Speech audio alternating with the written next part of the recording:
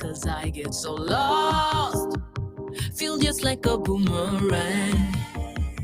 'Cause you change your plans every day, and you don't seem to care what I think or how it affects me. Since I laid my eyes on you, my baby, I just wanna make your dreams come true, my lady. If you're low, I'll lift you up. Just let me know. When shit gets tough, do you feel the way I do, my baby? Do you see me like I see you, my lady? I love you, but I don't need you. I only want true love, true love, true love is what I want, my baby. Like I see you, you see me. That's the only way to be right. Love, I move slow for you, 'cause you are finishing my sentences when I don't know what I'm about to say. But that's what I like. We just like yin and yang. But sometimes I wish you would hear me out and listen to what's on my mind.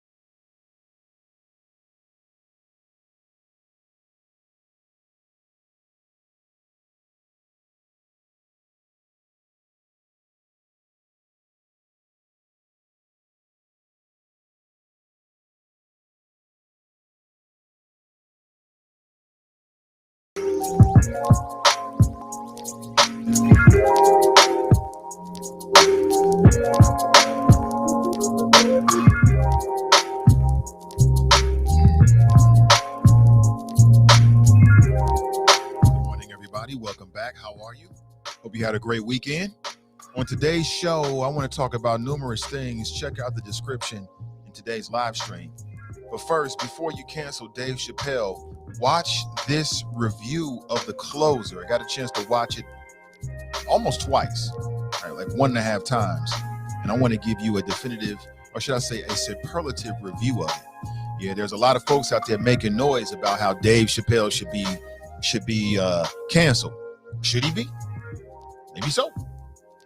Maybe not. Let's discuss this morning. Also, an NBA player. Matter of fact, he actually was. Hey, what's up, Nisha? Thank you so much. He actually was drafted, I believe, by the Cleveland Cavaliers. Right? He is now making news. I'm good. Thank you. He's now making news for his comments over the COVID-19 vaccine. Now, if you don't know it, the NBA has a new policy and protocol, I guess the best way to put it, in place that says, that basically states that if you don't get COVID-19 tested, then you ain't playing.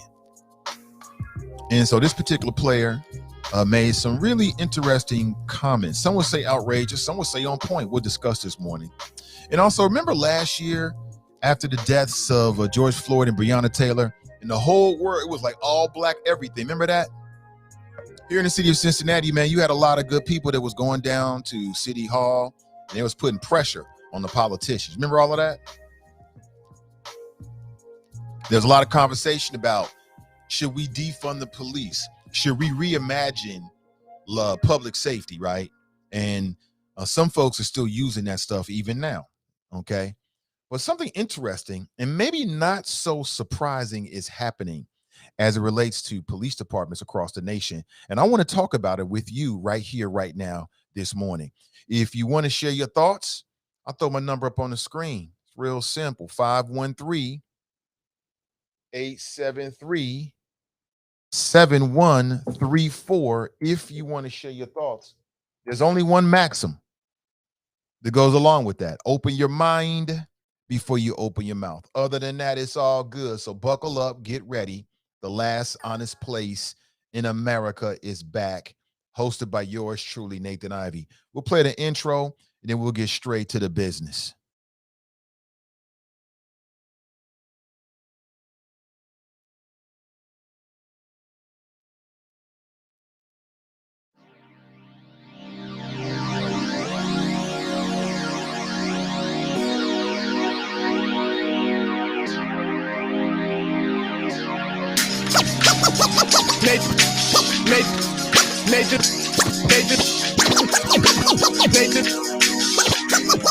NathanIvey.com.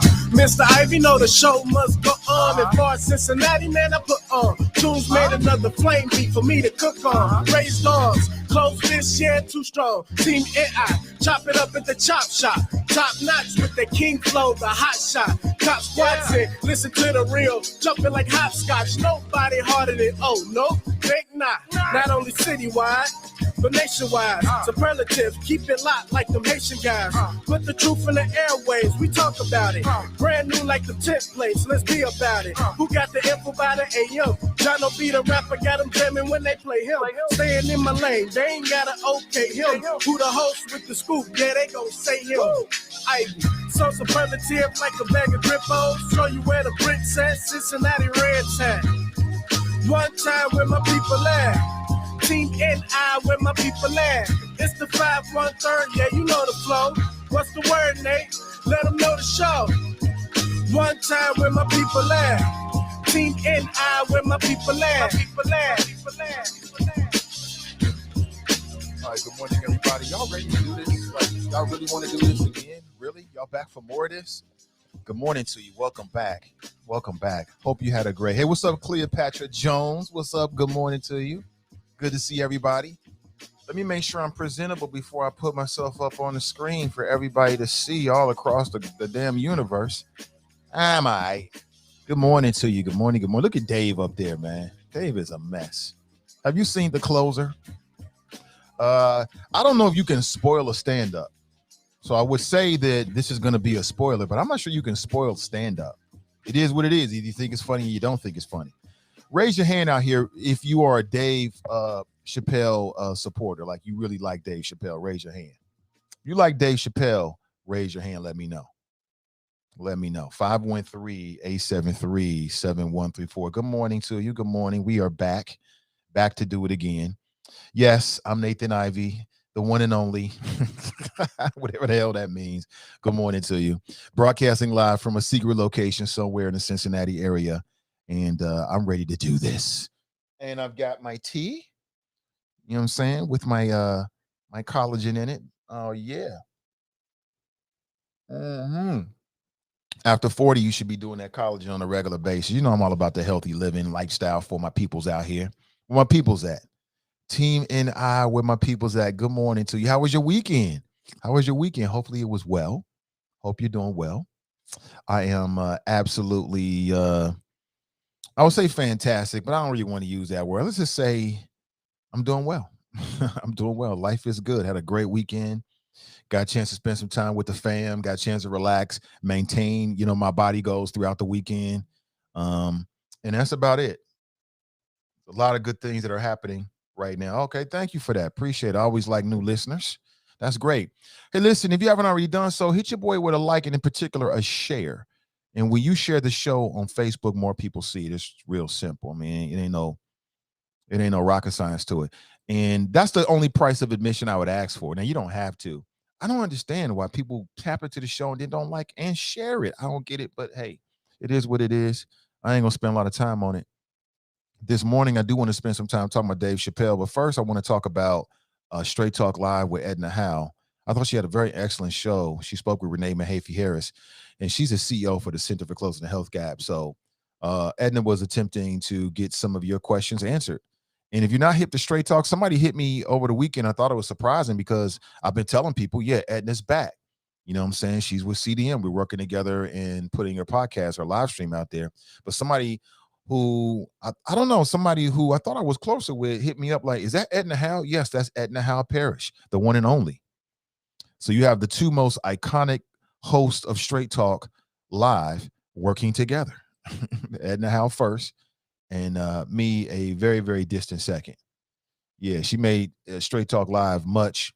It was appointment radio, and then she left for her reasons, and then I was given the opportunity, and you already know what I did. I turned it into something completely different. Oh, I can do my own thing? Oh, okay, okay, sure. I'm gonna create something completely iconic, classic, right? We're going to challenge everything and everybody. And that's exactly what I did. I had a lot of fun with it. You know, it's so funny, man, because when you do things that you want to do, when the end comes, you don't got it don't matter because you're doing what you want to do. That's why I say do you to the limit every day, all day. Because when the end comes or whatever happens, it don't matter. You know what I'm saying? Good morning to you. Before you cancel Dave Chappelle, watch this review of The Closer. Let's get straight into it, shall we? There are people out there that are saying that Dave Chappelle went too far. He's facing heat for his jokes about the baby's homophobia and the LGBTQ community. And if you know anything about Dave Chappelle, those are topics that, you know, he hits on a regular basis. Why? Let me back up here and say that even before I watched The Closer, I enjoy Dave Chappelle. Why do I enjoy Dave Chappelle? Because I like that kind of comedy. In fact, I like that kind of media. You know, you're looking at a grown man. I am adult. I love being an adult, and I ain't giving that up for no reason. I love everything about being an adult. I like adult entertainment. Typically, what I found is I like the kind of entertainment where, because I can get into some fantasy shit, right? But it's got to be adult. It's got to be mature in all ways. You know, mature themes, in all ways, we'll put it that way. In all ways, check off all the mature boxes. I like it that way. And what I've noticed about me in terms of my comics is I like comics that, you know, I like George Carlin. You know what I'm saying? I like comics that are like walking that tightrope between profane and profound, as I do myself here on the Nathan Ivey Show. I like that. I like comics that can mix in their own vision and their observation of the world, but also give us something to think about the world that we live in. I like it. If you ask me who was the GOAT, Dave Chappelle or Kevin Hart, it's going to be Dave Chappelle all day, every day, because Kevin Hart don't really talk about politics and heavy social issues. He talks more about his personal life. And again, he's very entertaining and funny. It's just all different strokes for different folks, right? You like what you like. Ain't nothing wrong with that. I had no problem with it. But just to preface it, so I like that kind of comedy. You know what I'm saying? People say you're being offended.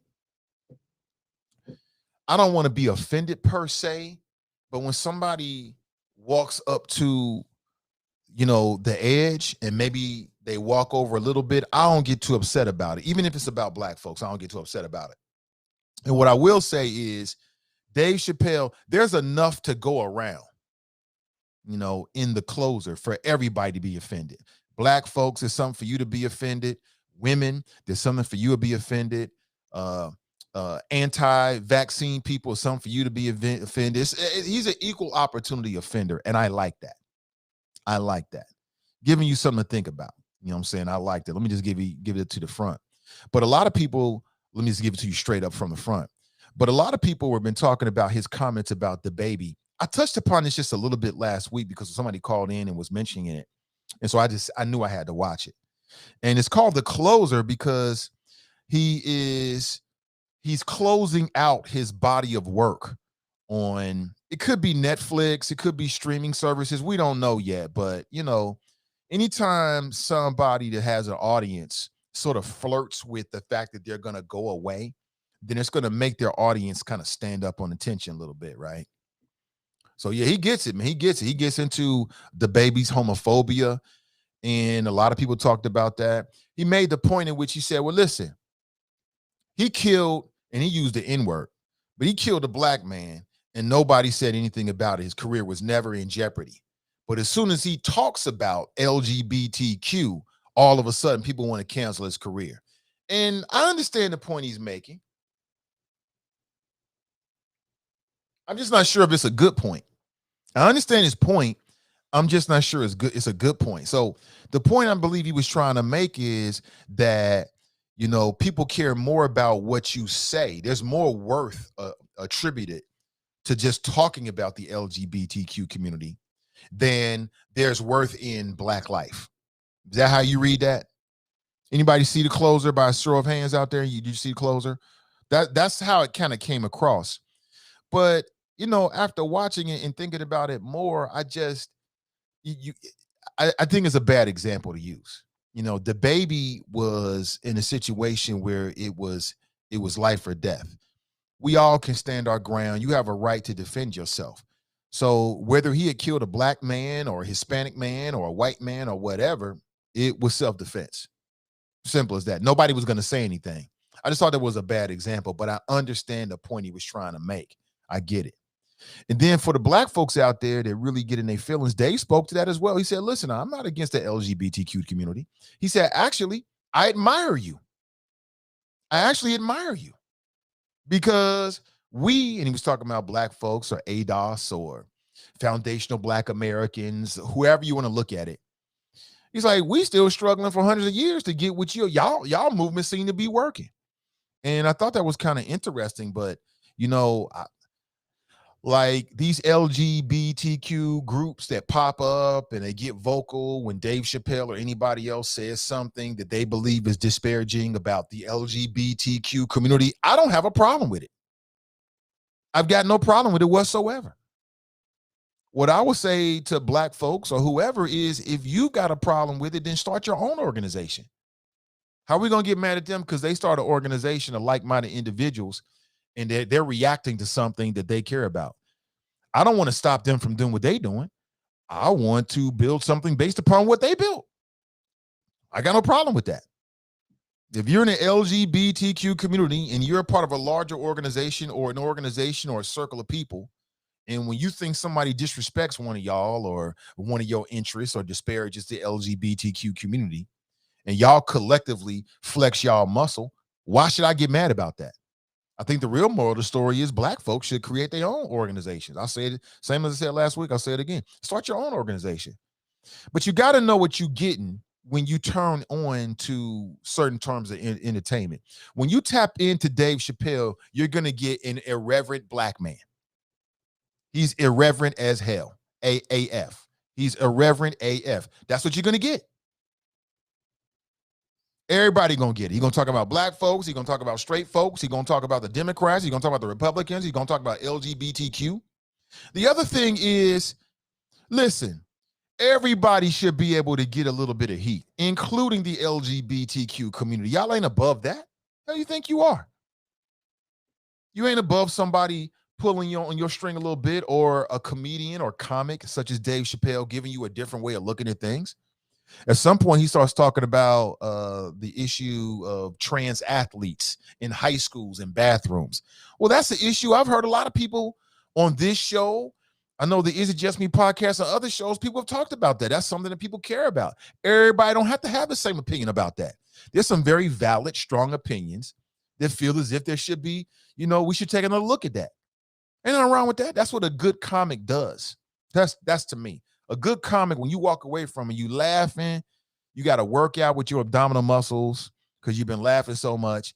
And he making you think like, or she's making you think like, or making you confront some of your assumptions.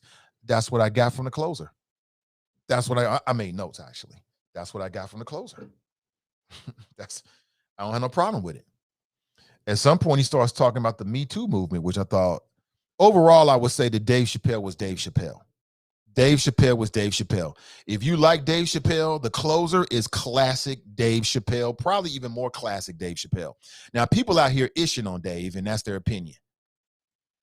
People out here ishing on Dave, they got every right to share their opinion. I believe it was the New York, it was one of the publications out of New York. They roasted Dave Chappelle. They said basically that he was on the last gasp of his talents, and it was Forbes, not New York. Forbes magazine. Dave Chappelle's The Closer paints a sad portrait of a declining comedian. If Dave Chappelle a declining comedian? Really? Quote, Dave Chappelle's first specials were thoughtful, funny musings on the state of the world. I would say this is as well. A fireside chat with a masterful storyteller who can speak to a vast audience as though he were confiding in a close friend. I think that's a great. Now, the person who wrote this for Forbes magazine, Danny D. LaPlacido, is a male. D-A-N-I, Danny D. Placido. The overall tone of this article, I'm going to post it for you, post a link for you, is he is criticizing Dave Chappelle. But that opening paragraph accurately, in my opinion, describes The Closer. It's thoughtful, irreverent, funny musings on the state of the world. Again, you got to use the I word, irreverent. If you're not into irreverent comedy, if you're not into being a little bit like the OMG face, the wow face on Facebook, then don't tap into it. You're going to be upset. You're going to be disappointed. It's like, why he talking about that? And, you know, I'm the kind of person that is not above being challenged. Like, I like to believe that about myself. It depends on how you come at me. If you come at me on some dumb shit, you're going to get it straight back at you. But depending on how you come, I can be challenged on my assumptions, on my beliefs. If you're the kind of person that, like, I don't want nobody saying nothing to me about certain topics are off limits, I'm going to walk away from this conversation talking about LGBTQ. If you're that kind of person, you don't want to tap into The Closer because you're going to get offended. All easily offended. You get your little sticker that reads easily offended. If you're easily offended, you're not going to like it. If you're easily offended, you're not going to like it. You're going to be all in your feelings. And why he got to say that? My cousin is gay. I got a nephew that's transgender. Like, if you're that kind of person, Debbie Downer, we're not inviting you to the party. You're not coming to the party. Stay at home. Right? If you're that kind of person, then you're not going to like it. You're not going to like it. I'm going to tell you right now, you're going to be in your feelings and, oh, why he got to say all of that? Don't you hate those kind of people? Like, shut the hell up until it's something they think is funny. Then it's the funniest thing in the world. You look at them like, that shit ain't funny. That's some dumb-ish. But did you see The Closer? I'd like to get your thoughts about it. I want to get your thoughts about it. I would recommend it. I would recommend The Closer. If we canceling people for that, man, get out of here. It's comedy. It's jokes. That's it. Dave Chappelle is not a teacher. He's not teaching critical race theory in public schools. He's a comic. He's a comedian. He gets paid to make people think and make people laugh. And again, after watching it 1.5 times, nearly twice, I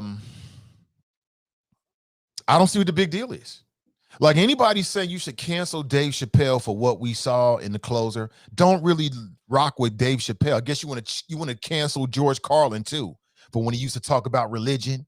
Oh, he's talking about Catholicism. Knock it off, man. The thought police, man. The thought police. Right? We don't need any of that. But those are my thoughts, some of my preliminary thoughts. I'd love to get your thoughts about it. I would give The Closer a big thumbs up. That's a black man's hand right there. Look at that big old hand. You look at that. Oh, boy. Yeah, I said it. Yeah, I said it. Good morning to you. Nakia writes, good morning. Oh, good morning to you, Nakia. Anthony writes, like and share fame or fam. Good morning to you. Tiffany writes, good morning, all. Good morning, everybody. Good to see you. Get to the chopper! Angela writes, I watched it. If they listen to what he's saying, he's not bashing. He just doesn't have a filter of his opinion. He's a comedian. Geesh, right, exactly. He's a comedian. You got whole organizations out here talking about cancel Dave Chappelle. Get out of here. Quote, back to this Forbes article. Dave Chappelle in The Closer is almost unrecognizable. The special is almost entirely centered around the controversy sparked by Chappelle's habit of mocking the trans community in a way that the community largely objects to. Well, he's right about that on some level. He does spend a lot of time talking about that, but it's like, you ever been around somebody, because people do that. People do this with me on the show. If you're smart, you can pick up on it. But it's a very human being thing. Like we tell our children that when you're dealing with like bullies and classmates and people teasing you, what do we tell them? We tell them, well, don't always show it. Because when people know they can get to you, what do they want to do? What's their first instinct? They want to keep hitting that button. Grown folks do this. I've seen grown people do this. I've seen grown people, and they'll uncover a sore spot with somebody else, and they'll just keep pecking at it. Well, that's what Dave is doing. Dave has uncovered a sore spot when he talks about the LGBTQ community, and he just keeps pressing that button. So, oh, y'all don't like that? I'm gonna keep hitting it. What about that? You like that now? You like that now? You like that now? What about now? Can you feel that? Can you feel that? Can you like that? Can you like that? It's like, that's the opposite of when you hit the G spot, right? Because then you want to keep hitting it, but it's the opposite when you're dealing with human interactions. Like, you like that? How's that feel? You like that? Can you feel that? Can you hear me? And that's what Chappelle is doing. And, it's up for you to make that decision. For me, I got it. I got what he was trying to do. I get it. It's like, oh, y'all got a problem with this? Oh, you got a problem with it? Oh, you really gonna have a problem with it now. It's kind of that kind of thing. It's a very human thing to do. But she's right. TNT's in the house. She writes, good morning. Good morning to you. Jocelyn writes, I do not agree with everything that Dave Chappelle said in the closer, but there is no need for anyone to cancel Chappelle. If you watch and listen to the closer to the very end, listen right. You got to watch to the very end and watch all of it, because Dave is a masterful storyteller. Like, if we had a top 10 list of the top comedians, stand-up comedians, Dave Chappelle's at the very top. And Cat Williams is right behind him. I don't know where Kevin Hart is, but it's Dave Chappelle, Cat Williams for me. Because Cat does the same thing, but he talks about different issues. He talks a lot about social issues, black folks, black culture, men and women, things like that. But Cat he's very irreverent. Now, in terms of delivery, I prefer Dave's delivery over Cat. But if you watch Cat Williams, he'll have you cracking up. That's just me, though. That's just me. Cleopatra writes, Grand Risings, Nathan Ivey and the Choppers. Good morning to you. Get to the choppers! Get to the Choppers, will ya? Well, I'll tell you one thing. The Bengals need to get to the Choppers. We'll get back to Dave Chappelle in a second. The Bengals need to get to the Choppers. Anybody watch that game? I was out and about and didn't get a chance to watch it in its entirety. I tell you what, man, the NFL is good. Y'all lucky to have me watching any of that, because I'm still pissed off about Kaepernick and the lack of black conscious ownership among the elite ranks of the ownership ranks, right, of the NFL. But 25-22, the Bengals lost in overtime. And when the Bengals went to overtime, I turned to my wife and my daughter. I was like, this ain't good. This ain't going to end well. Because we already know how it goes, but it was just a bunch of just miscues, a whole bunch of this, that, and the other. Then I heard people, and see, God bless Cincinnatians. We are such easy creatures, man. Cincinnatians on my Facebook page like, they played a good game. They tough. I don't want to hear no damn they played a good game. You win or you lose, period. If you win, you a winner. If you lose, you a loser. They're losers this week, period. Oh, there are no moral victories on that level. You either win or you lose. People run around here like, oh, at least they didn't get smashed. 3-4 years ago, it would have been 25-0. They never would have went to overtime. And then these I'm trying not to curse. These I sound lame as hell saying doggone it, don't I? Black man telling some damn doggone it. But I'm going to go with it because I'm trying to be a better person. These doggone it Cincinnati-based fans, damn well you grew up in Avondale. Damn well you grew up in the Faye. Run around here talking about go Packers. Yeah, gosh darn it.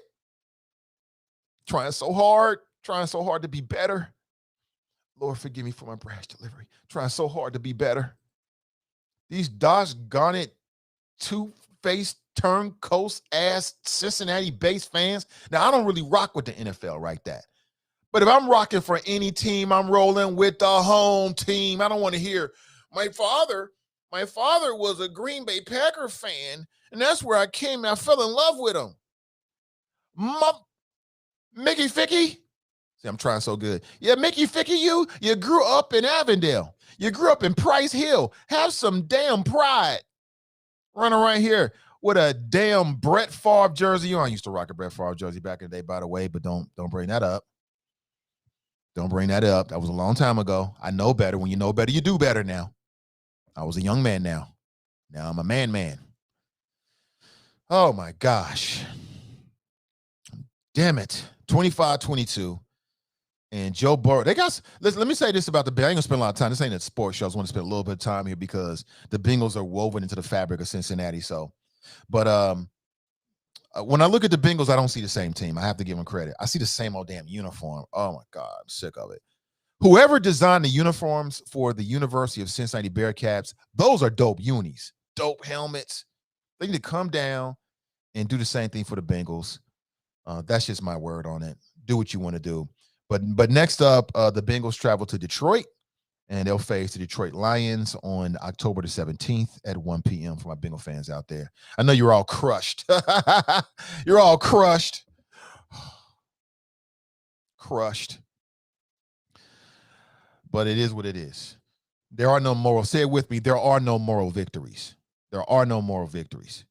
The coach for the Bengals, all he has to do is get us to an AFC championship, even if we lose, and he'll have a place in the hearts of Cincinnatians forever. That's how easy we are. We are just so easy. We're so easy. It don't take a lot to impress some Cincinnatians and shit. That's it. Good morning to you. Rosemary's in the house. Good morning to you, Rosemary. Now, we spoke with her on Friday, and she's doing something real big for Avondale. I hope she's successful. I haven't sent the donation yet, but I will send it. I'll make sure I send it today. I meant what I said. I'm definitely going to make a donation.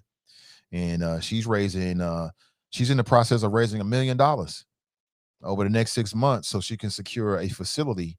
From what she told me, again, I don't have all the information, but from what I understand, it's about some goodness, something that'll be positive. So I definitely support her and what she's doing. Good morning to you. Good to see you.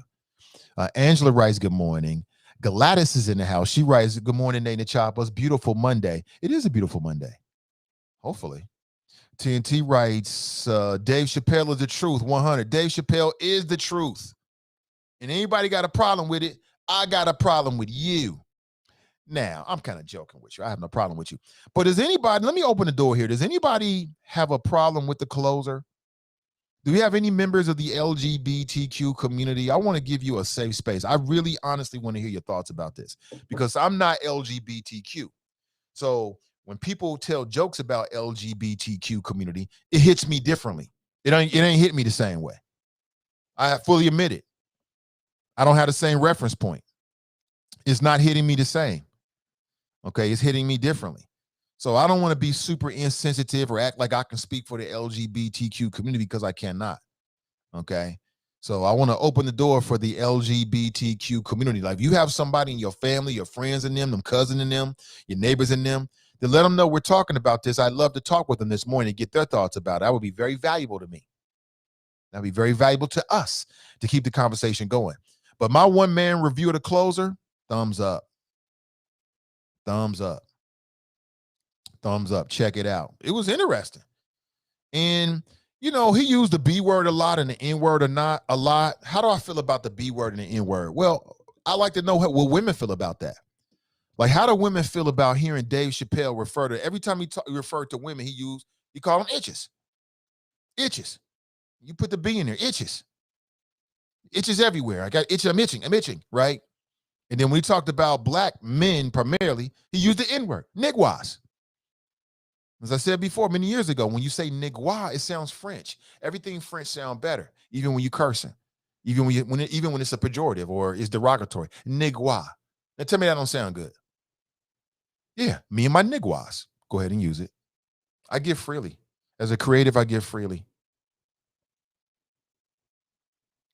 Hey, listen, if we're not already connected, let's connect on Twitter and on Instagram.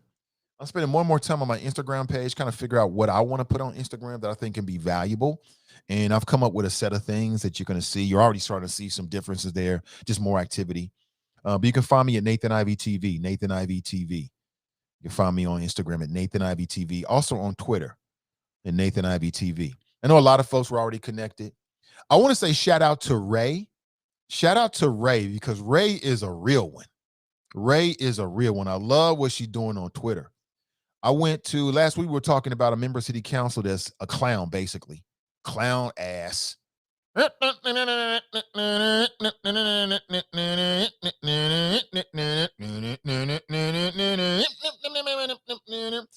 Sunderman, everybody's favorite local clown.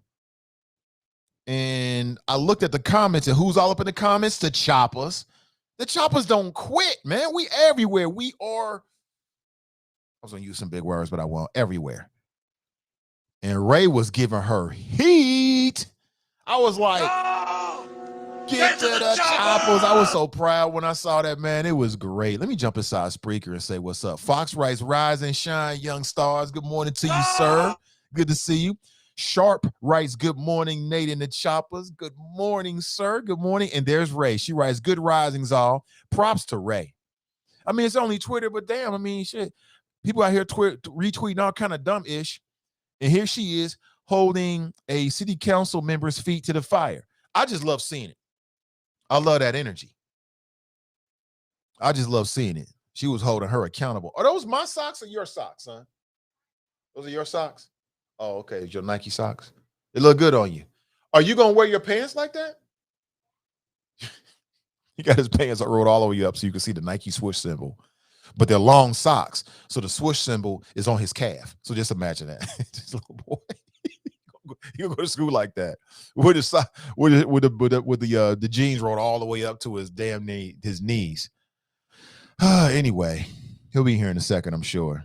But props to Ray, though. I loved it. She was giving her the business and asking some very serious questions. Very, very serious questions. It wasn't like she was on some dumb ish. She was asking some very serious questions that need to be asked. Good morning to you. 513-873-7134. You can always take a free ride on my thoughts and chill out. Let me do the heavy lifting. I got this. Brandy writes, good morning. Good morning to you. She writes, my weekend was great. My weekend was excellent. Had a great weekend. Got to work out in every day. Worked out so hard on Saturday that Sunday I just took a brace. Oh, I hear somebody getting chewed out in there. You gonna come in and say good morning real quick, bud? No, yes? I guess not. Marisha writes, good morning.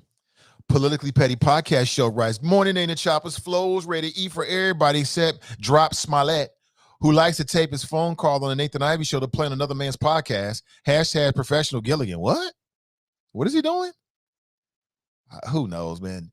Drop, as much as I love Drop be on some dumb shit sometime, but whatever. Don't even tell me, bro. Don't even tell me.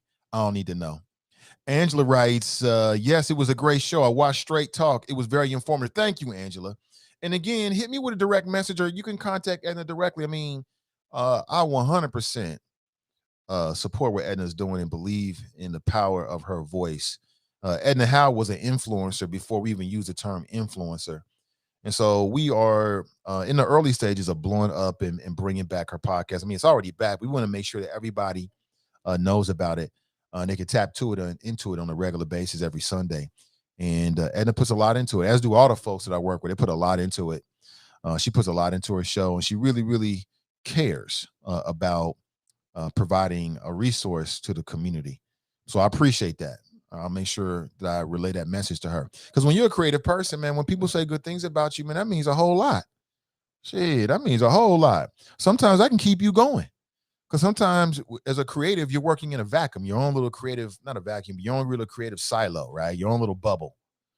And so when you're creating stuff for other people, when they respond or say good things, even critiques, man, I mean, I've heard it all at this point. My skin is so thick. My skin is so thick. Now, I'm not here for disrespect. We ain't doing that. But critiques, I'm here for it. Hit me with direct messages like, Nate, try this, do this. How about that? I say it again, I'm an open book and I'm not sensitive at all. Send me a message and I'll take a look at it. I'll seriously consider it. Most definitely. I watched The Closer. It was okay, not hilarious. And the entire focus and the entire focus entirely too much on the LGBTQ community, which made it blah. There could have been more variety. I think that's a fair critique, as we're talking about critique. I think that's fair. He didn't deviate. He talked about Me Too a bit, and I thought that was kind of interesting. And it was some, and again, this is just one man's opinion. But if I can say I can agree with what you're saying on that, Tiffany. I do. In other specials, he seemed to have more of a variety. But again, it's because, like I said, there's something very human about just when you notice somebody's got like a little pressure point or something like that. It's something very human to just keep pushing it. Just keep pushing it. Yeah. You feel that? You don't like that, do you? Oh, you do like that. Can you hear that? Can you feel that? Can you see that? Can you smell that? It's something about that. It's something very human about that. Now, depending on who you're dealing with, that can get your ass toe up.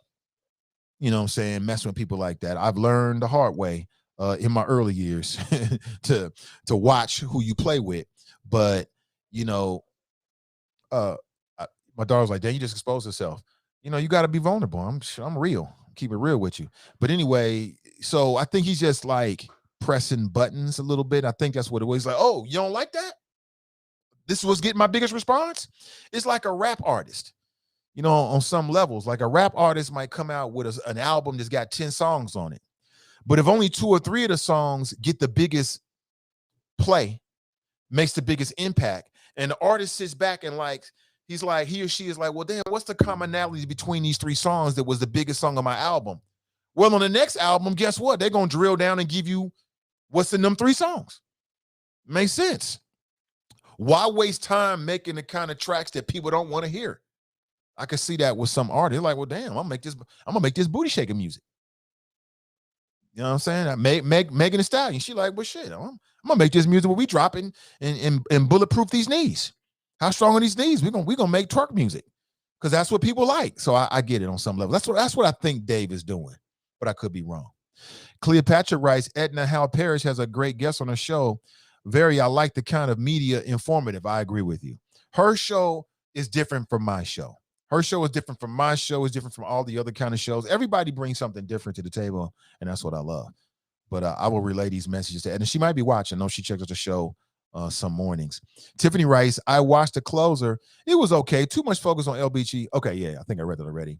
Naisha's in the house. Good to see you. She writes, LGBTQ is a bunch of bullies.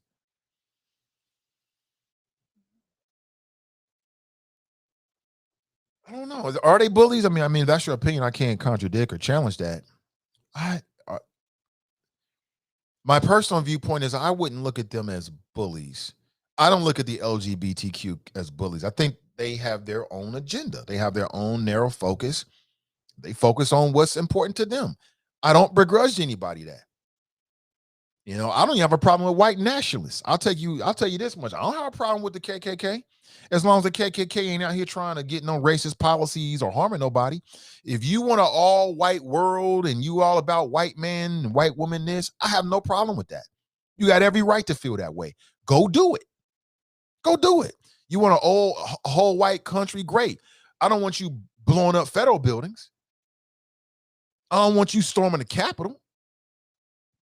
When you start to use your influence to try to sway public policy in a racist direction, we got a problem. But if you want to run around the hills bare feet, and Dave Chappelle talked about his affection for barefoot white women in The Closer. Got to make Dave Chappelle's a nut. Oh man, talking about he likes white women with dirty feet. That's why he live in Ohio. You got to watch it. This is funny stuff, man. He's funny. I mean, I like that. And you know what I love to do is, I won't tell you what I like to do, but it's nothing negative. I just keep it to myself. It's unnecessary to the point, but you got to watch it, man. I'm telling you, he talks about a lot of different stuff, but the primary thrust of it is, you're right. Going back to Tiffany, the LGBTQ. Again, I'm giving it a thumbs up. Before you cancel Dave Chappelle, I'm giving it a thumbs up. Go check it out. Kush writes, good morning, Nate and the Choppers. Good morning to you. Good morning to you. Kamiki writes, it's interesting how folks have accepted the Trumpian creation of cancel culture when it's convenient, of course. That's you saying that's a Trumpian creation? See, my thing is cancel culture has been around. Cancel culture is just consumer choice. Like, I don't know about anybody else, but as a consumer, if a brand does something that I think is disrespectful to my peoples or my interest or my sensibilities, I'm going to stop effing with them. You know, what's so funny is that you got these Republicans running around talking about, oh, we're against cancel culture. But then they say they're free market. They're for the open market. Isn't that the open market? Let the market decide. Let the consumers decide. I mean, it's the same thing. That's what I think. But let's go to the phones. Good morning and welcome to the show. Hey Nathan, what's going on, man? It's Tony. Hey, what's up, Tony? Good morning, brother. Welcome. Hey, how you doing? Yeah, I just got a little moment between work to call. I was gonna call anyway. I saw the closer over the weekend, and I'm a Dave Chappelle fan, so I loved it. And I thought that it was classic Dave Chappelle. And the way I look at it is, you know, you have a man who had a chance to step back and look at how people not only just react, but how they're acting. Especially like the LGBTQ community. And I think he was just calling them out on a couple of things. Because to me, and this one man's opinion, I think sometimes they can be a bit arrogant, like Peter obnoxious, where everything has to be according to what they want. It's comedy, and this is like the age old argument that you had way back with, Red Fox and Miles Mabley, and their humor ain't for everybody. Everybody has different taste buds when it comes to humor. Like, I don't like Steve Harvey. I don't like easy listening comedy. I don't like just like rap. I don't listen. That's why I don't listen to Drake. I don't like that singing shit. I mean, I like, I like a little hard, a little risque. That's my flavor. That may not be the next man, and that's okay. But then you have people who are saying, who say, well, you can't talk about this, you can't talk about that. Later with that, man. Everybody had, like I said, everybody has different taste buds when it comes with it. You can always not listen. And I always felt like that when it comes to comedy. I mean, there's a market for everybody. Like I've listened to Dane Cook. I didn't get it. But if I was a white frat boy, I would love it. Because that's their flavor.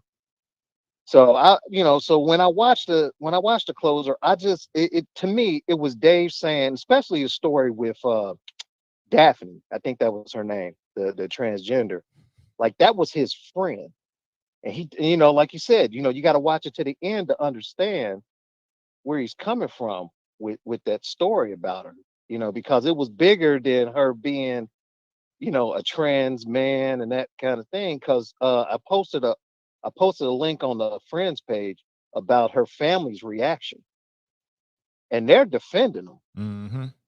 They're like, y'all don't know him like she knew him, like she loved him. She loved his jokes about her. She was his biggest fan. He's helping her daughter out now with a trust fund. Who doing that? Who else is doing that in the LGBT? You know what I'm saying?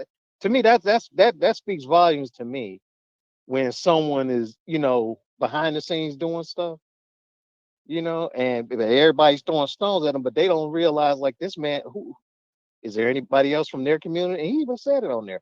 Like he don't know if anybody's helping her kid out, but he is, because that was his friend. Like he said, you part of my tribe, the comedians, and that, to me, that was like kind of touching, yeah, like that was like you part of my family, you part of the comedy family. Forget about the transgender family, you part of the comedy family. And he said that's how she would have liked to think of herself. And the family backs it up. They said it, and I go with their word than anyone else. But there was a lot of stuff in that special. He talked about and one thing that people don't really talk about is he was saying about Clifford. about the whole Clifford, reference and stuff. Mm-hmm. And he broke that down. This does speak volumes. You could be Me Too and all that, but if cops are busting heads, you are a white woman or you are a white man. At the end of the day, and you still gonna get a pass. So it's a lot. It's a lot in there if you really like listen to what he's saying. Now, I mean, he's Dave. He's silly. He's gonna use different words and this and that, but that's his brand of comedy. So it ain't for everybody. But I enjoyed it. As soon as it ended, I had the weekend to chill. All I did was binge, going back watching his show. It just piqued my interest to go back and look at the Chappelle show again. So that's what it did for me. But I enjoyed it. I'll probably watch it again. All right, Tony, Yeah, I thanks don't for the hold it. flows, man. I appreciate you. Thank you. All right. Yep, have a good weekend. So Tony broke it all the way down. Like the critics are trying to oversimplify it as if that's all he's talking about. He's only talking about LGBTQ. And I admit that's the primary, a lot of it, but that's not everything. I'm in the friends page. I got to put this on the screen later on the show. Some of the posts in here are absolutely on point and absolutely hilarious. Who posted this meme of Democrats and Republicans? Y'all, is this Omar? This is Omar. Tell me some any questions. You are funny for that, bro. You are hilarious. And at some point, we might talk about the Ohio man that was ripped, disabled man was ripped from his car. This happened in Ohio. Ripped from his car by police officers and then dragged away. Y'all see this? Psh, I got the video for you. We may discuss. But now back to your comments about this particular topic. 513-873-7134. I've got enough time for one more call before the top of the hour break. And then some people that want your vote are going to talk with you for a couple of minutes at the top of the hour. So check it out. TNT writes, he is brilliant and thought-provoking. Absolutely. Jerome writes, good morning, Nate and the Choppers. Angela writes, Dave Chappelle has no filter, period. That's why I like him. And he's funny as hell. Absolutely. Let's be honest here. Most of us have a filter. I have a filter. You know what I'm saying? Most people have a filter. Like my filter might be different, but I have a filter. I'd be lying to you and saying if I had no filter whatsoever. Most people have a filter. And Dave has a filter. There's some things that he won't say. It's just that his filter is different because he gets paid to be irreverent, to be iconoclastic, to push the envelope, right? To say what other people are thinking but are afraid to say. That's his job. TNT writes, everybody's moving and supported faster than black people. It's no hate to their effort. It's the great white resistance that push us back and while allowing everyone's advancement quicker when we are a century overdue. I'm going to talk about that a little bit later, TNT, when I talk about what's happening with police departments across the country, probably in about maybe 15, 20 minutes or so, because you're right about that. But I wonder the role that black people play in that. TNT writes, that should be a straight hater. Pat writes, good morning. Good morning to you. TNT writes, first rule of comedy, it's never personal. Cleopatra Jones writes, I really had a good time laughing and thinking about the closer. Tony writes, watched it over the weekend. The closer was dope. Same old argument. People trying to handcuff comedy. It's not your cup of tea. Don't drink it. You can always not listen. I look at it as he was telling it like it is. Same here. Rosemary writes, they celebrating giving him dozens of awards, including a Grammy for Sticks and Stones.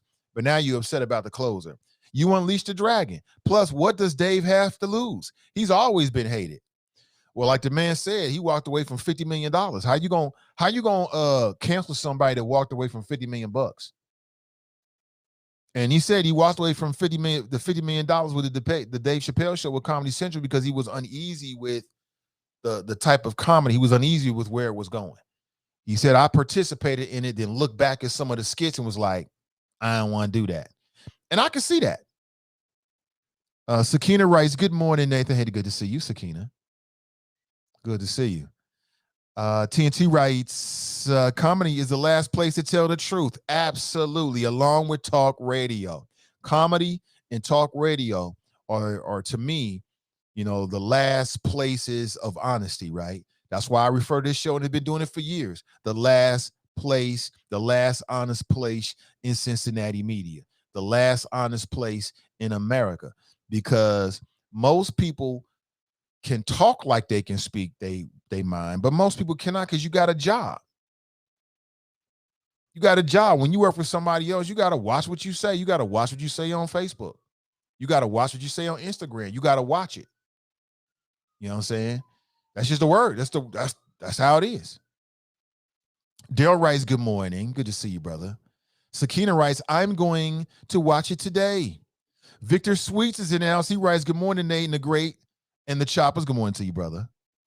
Tori writes, your thoughtfulness is hands up. Absolutely. Crystal Powell writes, good morning. Good to see you, Crystal. Everybody looking fabulous in here, man. Everybody looking good. Maxine writes, a great grand rising to the righteous seekers. Tony writes, I thought the same thing, Nathan. George Carlin and Louis C.K. get considered being geniuses at their brand of humor, but Dave Chappelle gets the business. Right. Well, at the time, though, George Carlin took some heat, though.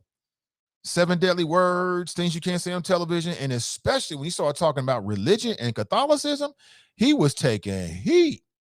Louis C.K. the same way, taking heat. Kenny, thumbs up to the closer. Nakia writes, yes, I watched it yesterday and enjoyed it. I appreciate Dave Chappelle for bringing up our world issues and tell her bringing comedy to it. Sister Iris is in the house. Good to see you. Rosemary writes, we can cancel everything but racism, still walks on. Exactly. Good point. With that, let me take a quick break. And remind you that early voting is taking place right here, right now. You can early vote in Hamilton County at the Hamilton County Board of Elections. They're located at 4700 Smith Road. We'll be right back. Don't go anywhere. I'm Scotty Johnson, candidate for Cincinnati City Council. Unfortunately, injustice remains in the city of Cincinnati. A remedy for injustice is courageous, bold leadership. I plan on bringing that type of leadership to City Hall. It's time to stop talking about it and to start doing something about it. Disparities have been in Cincinnati far too long. I'm the candidate to address those disparities.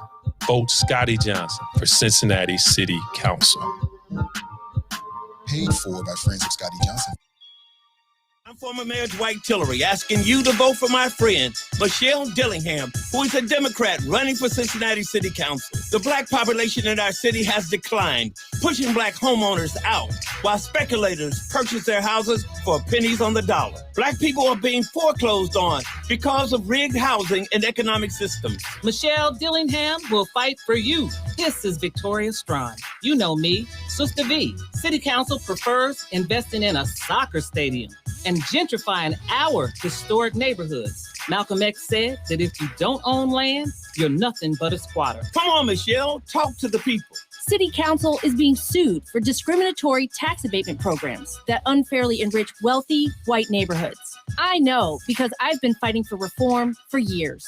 Isn't it time to elect a candidate who will stand up for the people over special interests? Vote for me, Michelle Dillingham, Democrat for Cincinnati City Council. Paid for by Dillingham for Council Committee.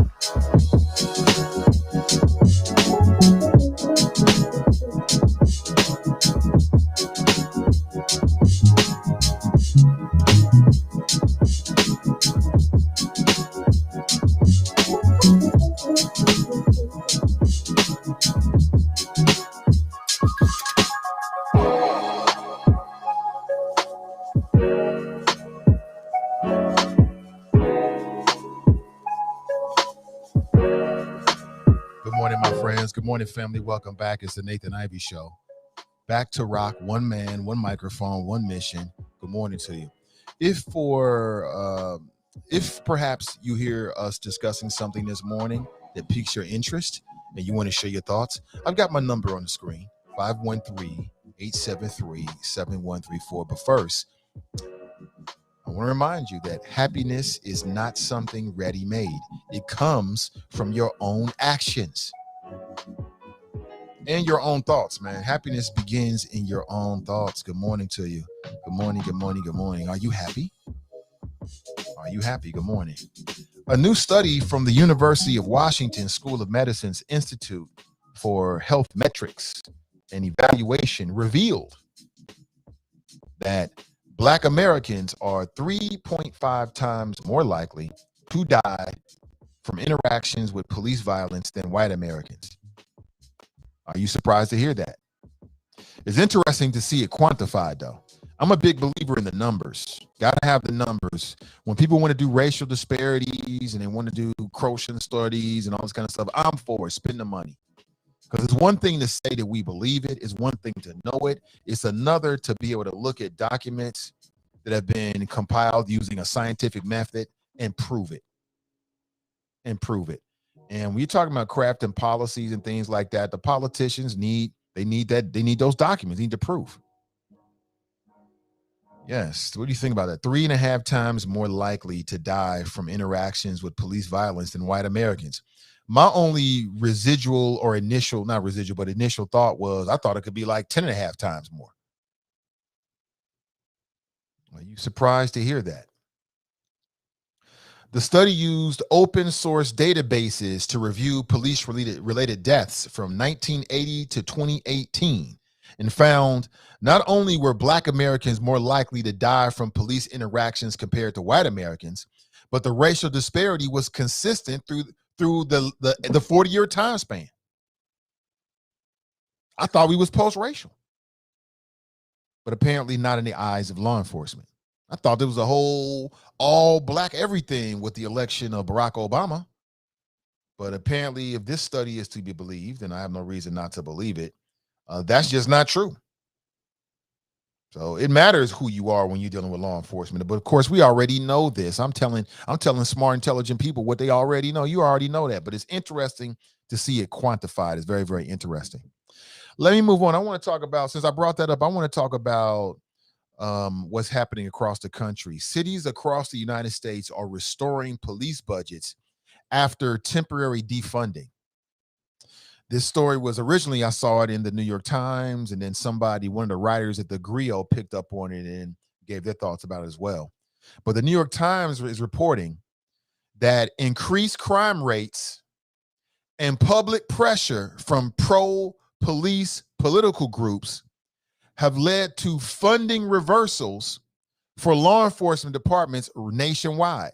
Now, going back to 2020, man, that was a summer of discontent. That was a summer of social unrest. Cities all across the nation, major cities all across the nation had people that was upset that was a part of public displays, we'll put it that way, right? Doing what they should do in our democracy, letting their voice be heard. And across the country, there was one thing that was consistent, that people wanted to see a reimagining, we'll put it that way, of police budgets, including here in the city of Cincinnati. I mean, I applauded and continue to applaud. I'll stand up for all those brave men and women that was shutting this city down for a time span last summer. They were shutting it down, man. And they had politicians shaking in their boots. People like Davis Amadeus Mann walking out because he's in his feelings. But all across the country and all over the city, people were being challenged. Remember the mayor, John Cranley? Remember him? He was out, eating dinner with his family and friends, and some people approached him and was like, well, wait a minute, this curfew was wrong. Why you put this curfew in place? And what did he do? He basically allowed the people in his party to talk some slickish, and they walked out the back door. Remember this?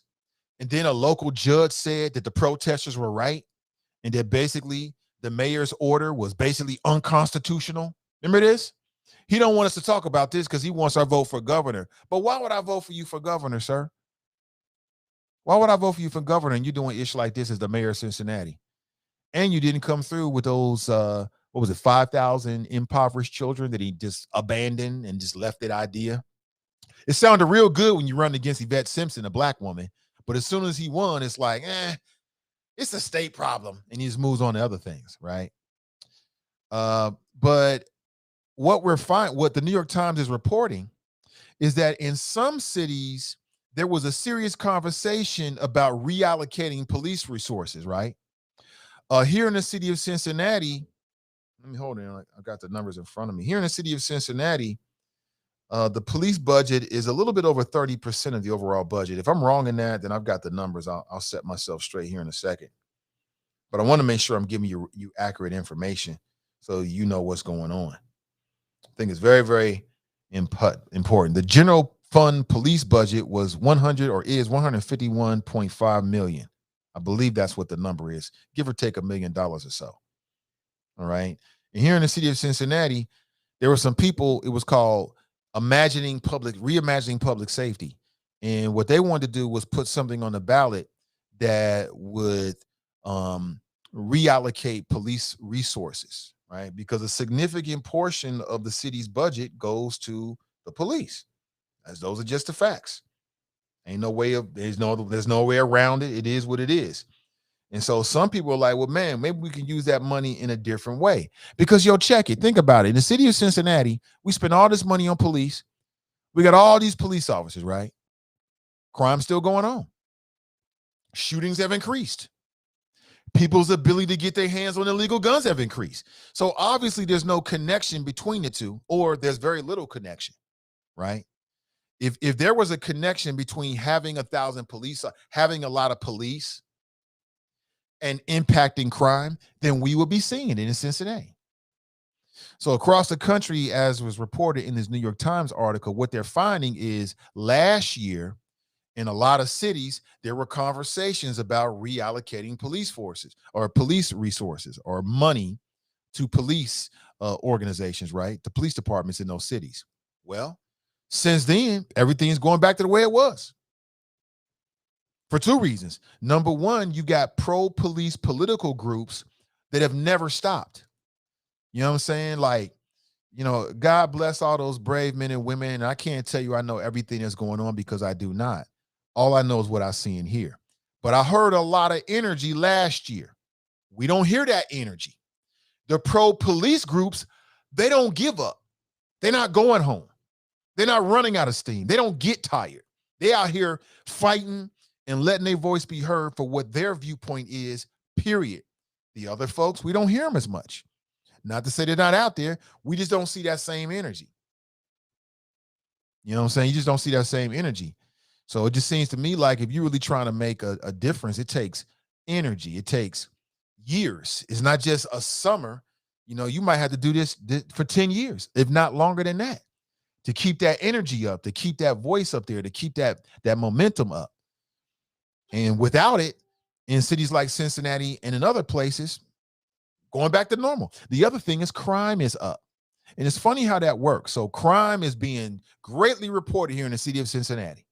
Everybody's talking about it. It's in all the forums. What are we going to do? Young people getting guns. Young people getting guns. Young people are getting guns, right? Well, when that happens, it plays right back into the hands of the pro-police people. Because they can say, well, if we didn't have all this money, if we didn't have all these police officers, you'd be a victim of crime. Crime would be even higher. See how that works? It's like a sick, vicious circle. It's like a sick, vicious circle. And again, I'm not against the police. I'm just going to put it this way. The pro-police political organizations out there, they ain't giving up. They're not going home. They're not stopping their energy. They're not going to stop what they're doing. And it seems across the country, unfortunately, that all of that energy that we had, that the country had, has been wasted. 513-873-7134, because people, and again, that's people though. People can get really energized in the moment. They can get pissed off in the moment. I am pissed. I ain't going to take it no more. And then football season starts. And basketball season starts. And college football starts. And college basketball starts. And it's kind of like, I'm not as upset anymore, right? And they go back to business as usual. They go back to their lives. I'm not criticizing anybody. I'm just giving you an observation. They go back to their lives. They're not out there anymore. You know what I'm saying? Like, where are all those people that was going down to city council and it was getting arrested? And again, I'm not calling them out because, you know what I'm saying, I'm more concerned about what I'm going to do, but I'm just making the observation, right? Meanwhile, the pro-police forces, the forces out there, the Bessie Sundermans, right, the FOP president, they ain't going nowhere. They ain't giving up. They're not going home. They're never going to stop it. So their interests end up just winning.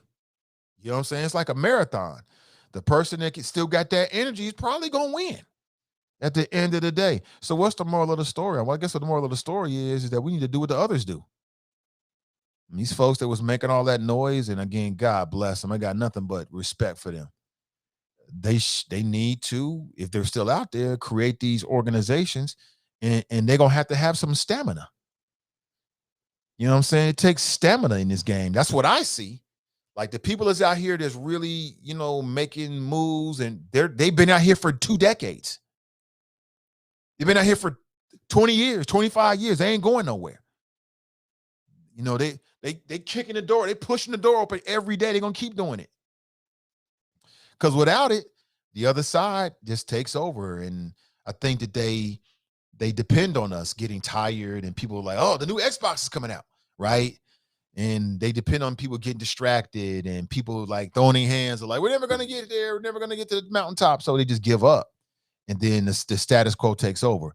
But again, I'm going to post a link for you so you can check it out for yourself. It's a very interesting piece. You may or may not be into it. You ain't got to be into it. But again, when you see local media hitting crime, it's a delicate balance, because that's what local media is going to do. Local media is going to talk about the latest shooting. But when they do that, then you got political forces that can seize upon that. It's an opportunity to sway the conversation, to sway the public policy, to sway city budget in a way that benefits them. It happened in Cincinnati. We had all those folks out there. They had shut down the city. They shut it all down. They had the city on lock. They had politicians shaking. They didn't know when they was going to show up. They didn't know what was going to happen. They slowly were, either got arrested, got harassed by the legal system, they got arrested and legal system to death, back into silence, or who knows what happened. And then you start hearing about all of these news reports about crime, and shootings, and scary young black kids with guns. Oh, lordy, the scary young black kids with guns. How are they getting the guns? Oh, what you mean defund the police? We can't defund the police. See how that works? It's happening right now. It's happened already in the city of Cincinnati. I don't hear anybody saying anything about that anymore. I don't hear them folks. And again, I ain't calling nobody out because I'm more concerned about what I'm doing.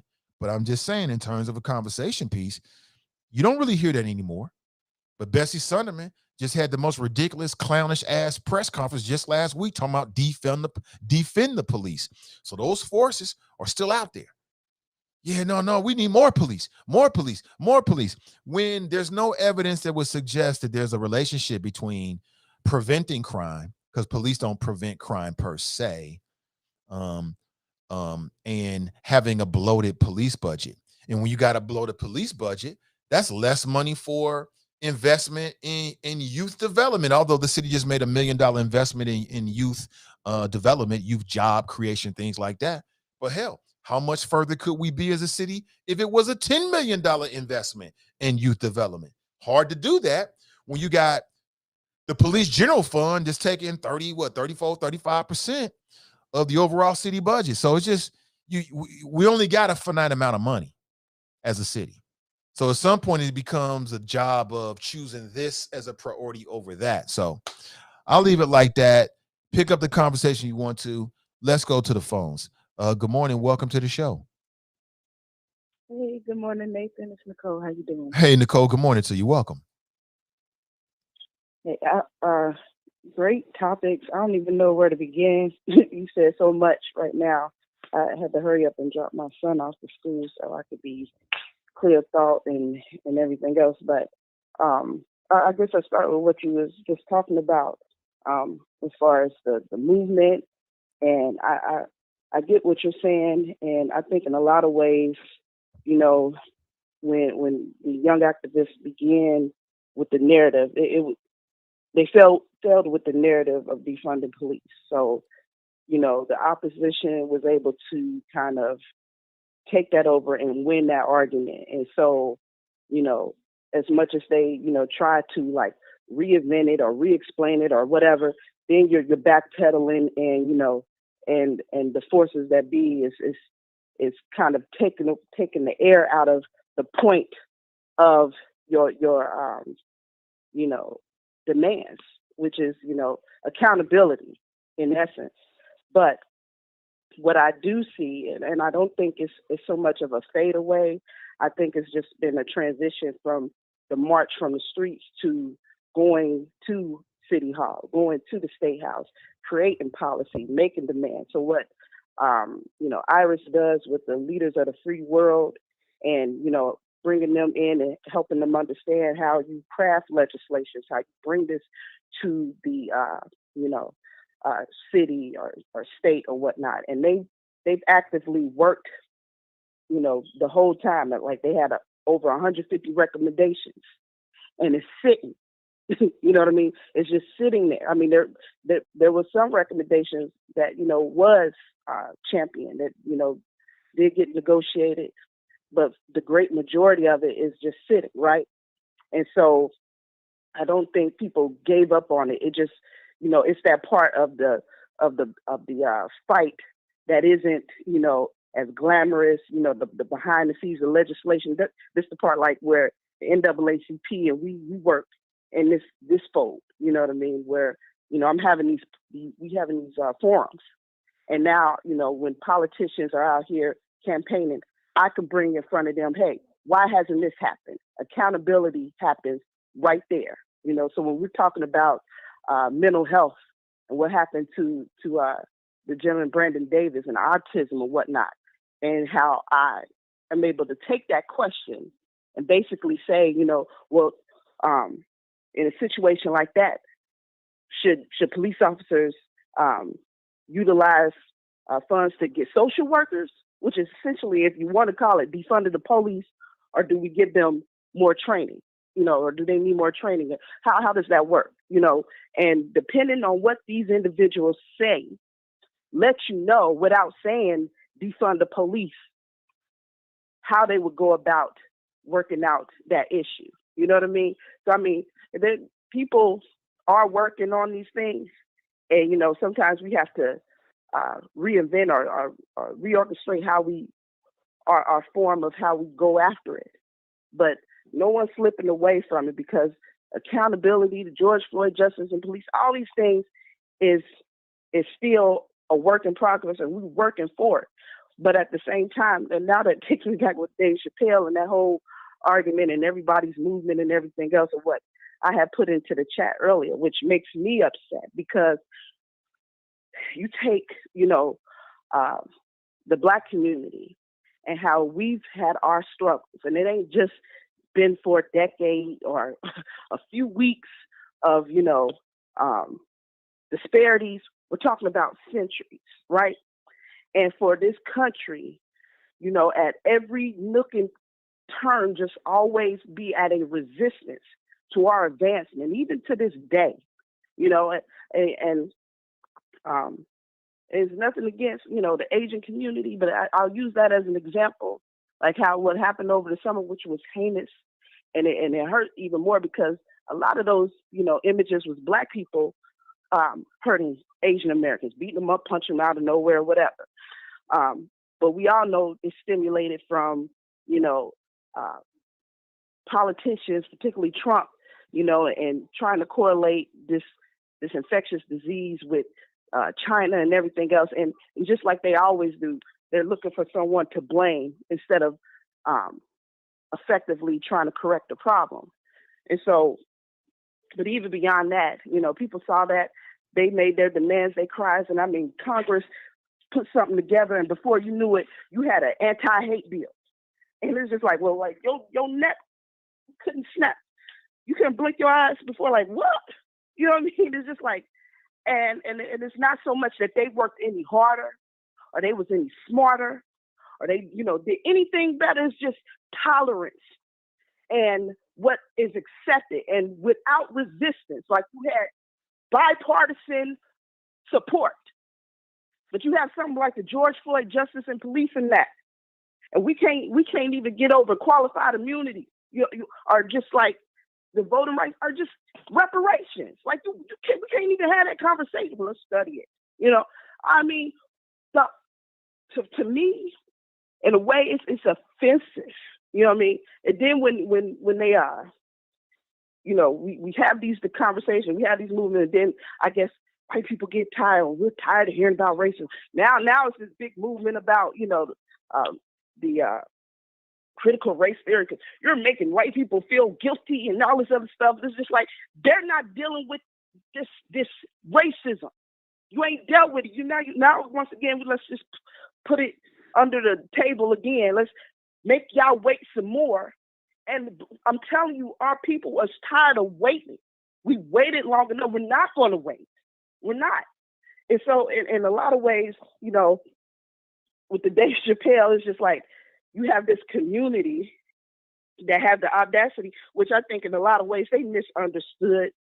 And I think Dave did an excellent job just explaining, in a lot of ways was for, they're trying to make him out like he hates them. And he's like, no matter of fact, I got a lot of people in my circle that are of your community that support me, and I supported them all throughout their careers and everything else.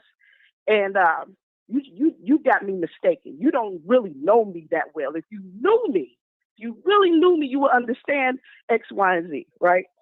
But I love the way he went into, with the LGBTQ, and he went into the women's movement, and he went back in history, and he talked about that rift between Black women and white women when it comes to that. And I mean, he's even to this day, because I know in my capacity with the NAACP, there's been many times where the women's movement asks, like, will you come and speak and this and that?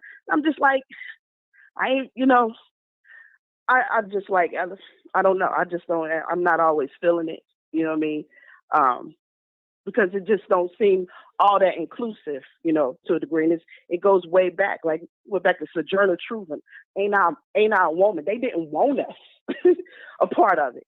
And a lot of things that they do is like you said, like, I'm not going to Washington with, pussy hats on my head. Like, I'm making a change that way. Like you said, you talking to somebody who walked away from 50 million for what he believed in. You know what I mean? You talking about sacrifice. If you really trying to get change and stuff, you got to do more than just, nice little knitted hats on your head. You know what I mean? It's just like, and everybody ain't on it. And at the same time, for women, and then to be a Black woman, it's just like so many layers we still fighting for. You know what I mean? And instead of our, white sisters, like, understanding that too or whatever, it's just like, let's just all be in all one big pot. But even with small advancements, they're still not, seeing that we are still at a disadvantage. They're not. So in order to help us, you have to help in the fight against racism and discrimination. It have to be on that forefront too. And it can't just be, when it's convenient, maybe, or whatever. So I don't know. We're looking for reciprocity, a consistency from all parties, all different, not to discredit anybody else's movement and issues, because they're all valid. And it's sad that, we have these challenges in this type of society. You know what I mean? It makes more sense to work together, but they are there. But he hit on almost everything from, Asians, veterans, whatever. And it's just like, to me, I understand the comedy. I believe he had me thinking more than, laughing. You know what I'm saying? And I just almost didn't want it to end, because I could listen to him the whole time. Like, it was just like, it then just was spurts of like comedy, like you wasn't even expecting that. Like, you have you so deep into the story.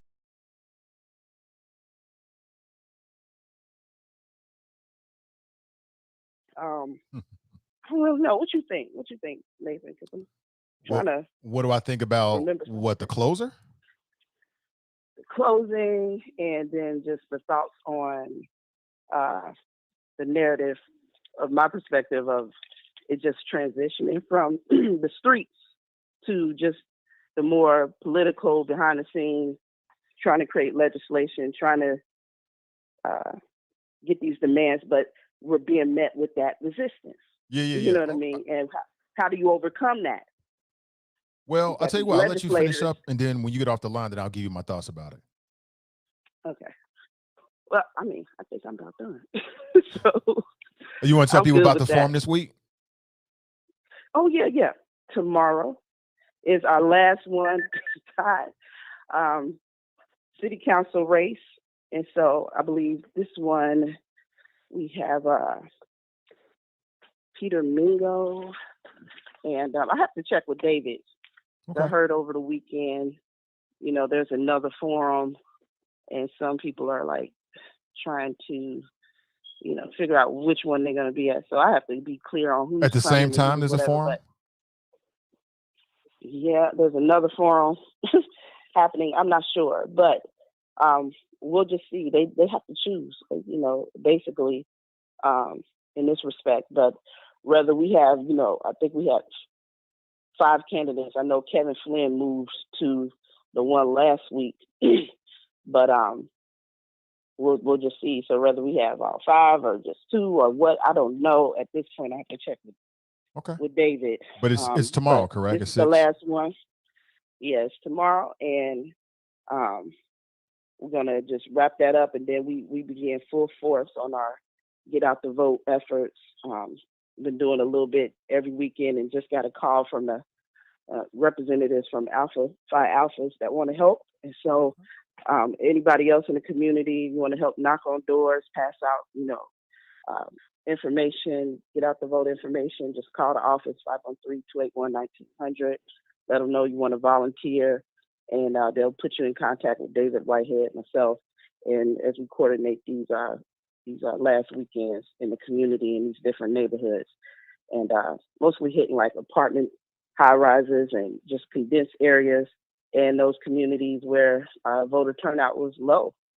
And also just anybody that's volunteering, we ask that they, canvass their own community, you know what I mean? They're surrounding their neighborhood, their block. So we can, touch as many people as possible, and then always, share those forums on your page. There's always somebody that may not have caught it, and it could be the difference between, making an informed decision on who to vote for this election season. So let's get that information out there. And I thank Nathan, Sin Digital Media. I mean, he's incredible. I don't even know. We're honoring him at the NAACP, just more than just for what he does here, just all around in the community, lifting Black voices. This is truly a blessing, and we really, really appreciate Nathan and his efforts through Sin Digital Media. There's nothing like it out there, and we're able to do what we are able to do at the level that we do it because of this platform and this audience. And we thank you all. People's giving questions and everything else. And I got to say, our forum's been one of the best. I like to believe that. So, and it's all thanks to, people like Nathan Ivey and the Choppers, keeping us fresh, keeping us thinking, keeping us sharp. So we thank you. All right, Nicole, thank you so much. All right. Appreciate Bye-bye. the kind words. But to answer a question, so let me back up here. So my thoughts about the closer is 100% thumbs up. If you like Dave Chappelle, you're getting more Dave Chappelle. You're getting more Dave Chappelle, and he's as irreverent as ever. So if you like that kind of comedy, great. If you don't like that kind of comedy, you're not going to like it. If you're easily injured and sensitive, you're not going to like it. If you're LGBTQ, trans, and you're sensitive, if you're thin as very, very skin, you're not going to like it. And I can understand it because I'm not LGBTQ, and I'm not here to tell you how to deal with it because I'm a Black man. And when somebody's ridiculing or whatever satirizations of Black men, you can't tell me how I'm supposed to feel about it. So I get it. To her question about, people, activism, what like that, she mentioned Iris Rowley. That's funny because I was thinking about this morning in preparation. I thought about Iris as well. and I hate to keep bringing it up as an example, but she's here. So, but I think a lot of these folks last summer thought that it was going to be easy. I think they thought we just going to show up and we're going to raise some hell. We're going to turn over some cars and we're going to shut shit down for about a month. And that's going to change it. And I think that what we're learning from the example that Iris has said is that this is long game. This is a marathon. This ain't no sprint. Like if you out here to really try, you talk about changing policing. You talk about changing the police budget. These police departments been around for over 100 years. You ain't gonna change that in one summer. So I'm wondering, and again, in no way, because those are the folks that were out there. So I want to make sure people understand I got nothing but respect for the people that's out there. Because I'm here. I'm doing what I do. They doing what they do. But since we talking about it, I wonder if some of these folks that was hitting the streets of Cincinnati last year, hitting the streets of Detroit, all the major cities last year, I wonder if they thought that that was going to be enough. Yeah, you're right. You got time on your side. That George Floyd, what happened to him in the video is wrong. Breonna Taylor and all the other unarmed people, it was wrong. But to me, that's long game. Like if you're really trying to like the efforts to reimagine the police budget, in my opinion, are not going to be won in one election. It ain't going to be one summer. It ain't going to be 1 year. You might be a decade before you actually get there. Because you're dealing with some old attitudes. You're dealing with entrenched racism on some levels. And you also dealing with whatever your respective local media as well, because they play a role in terms of setting the table on how people view these kind of issues, right? We could record, I believe personally, that local media could report crime differently. I believe that, right? It still has to be reported because when people getting shot, that's going to be news. But I think you could report that differently. We don't really see that.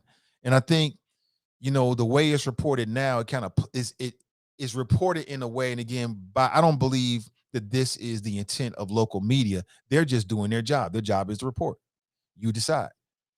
But I think that it's reported in a way that makes it easily to be manipulated by whoever. That's just my opinion. I could be wrong about that. So I think some of these folks that was in the streets last year, I think they believed, this is just my opinion, I believe that they believed that, oh, this is going to change things. All these people out here, we saw the tape. They know it. Yeah, but America's always known what was right or wrong. America's known what she did to the descendants of slaves and was wrong. America knows we owe reparations. They already know this.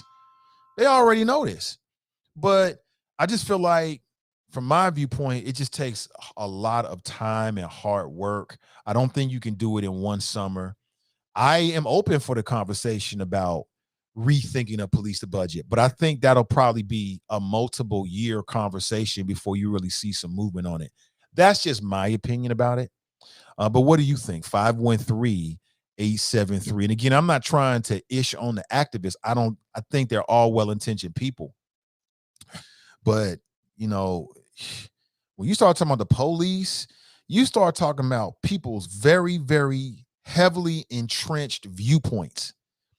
You can't move that with just a summer. You can't move that with 2 summers. You know what I'm saying? I don't know what it'll take, because if I did, I'd be doing it. I'd be sharing it.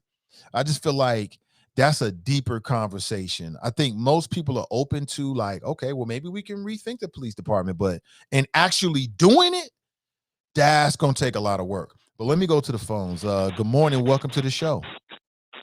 Good morning, Mr. Ivy. Good morning.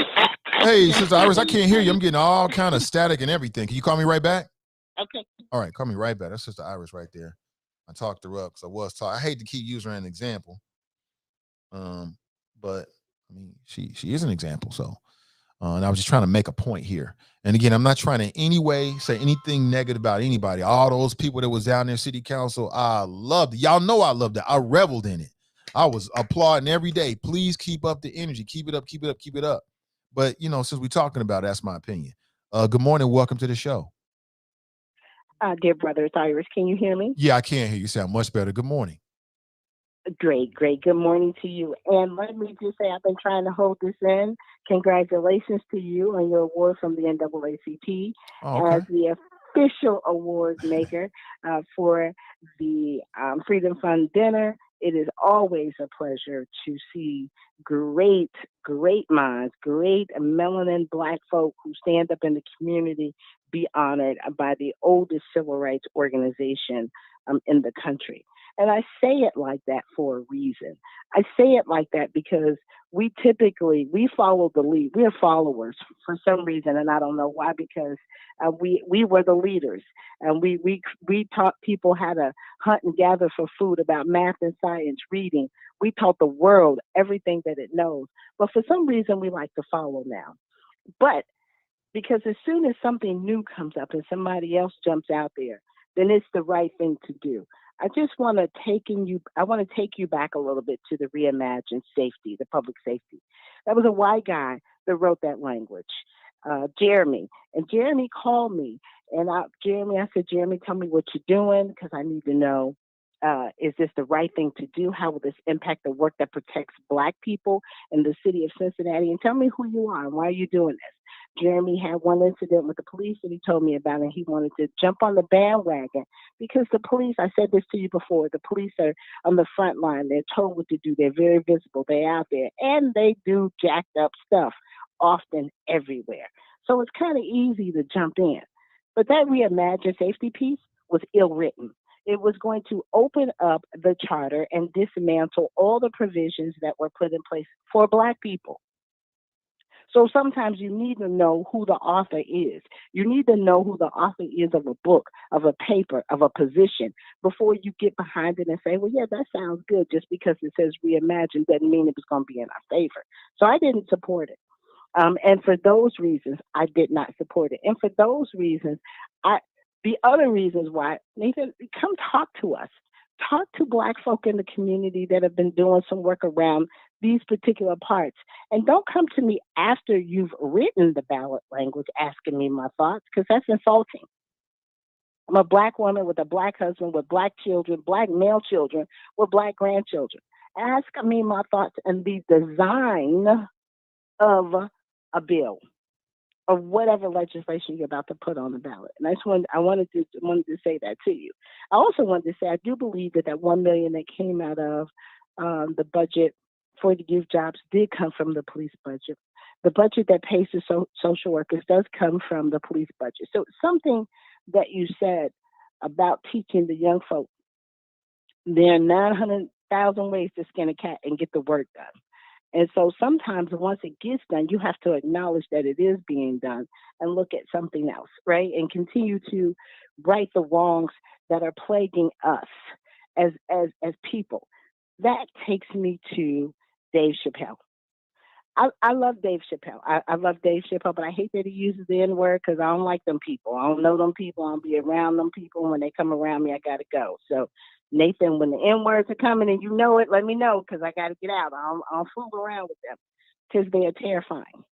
They're destructive. And I don't want to be around that. But what he said to the trans community was that I'm not hating on you. I'm not mad at you. I'm actually jealous of you. I'm mad at us. I stay mad at us. That was the line that we should be regurgitating and digesting and understand what that dear brother said when he said, I am mad at us. Because I hear it everywhere. Iris Rowland, we're not monolithic. We're not monolithic. Black people think differently about everything. Well, can we be monolithic about some things? Can we be monolithic about our safety? Can we be monolithic about our return on our tax dollar? Can we be monolithic that all Black children receive a quality education? Can we be monolithic about supporting and building our own? Can we be monolithic about things that's going to do well for us? Can we? Because we want to be so anti-us. And those are the N-words I'm talking about. You want to be anti. I hear it here. You've heard it here since the inception of your show. The work of the collaborative has been around.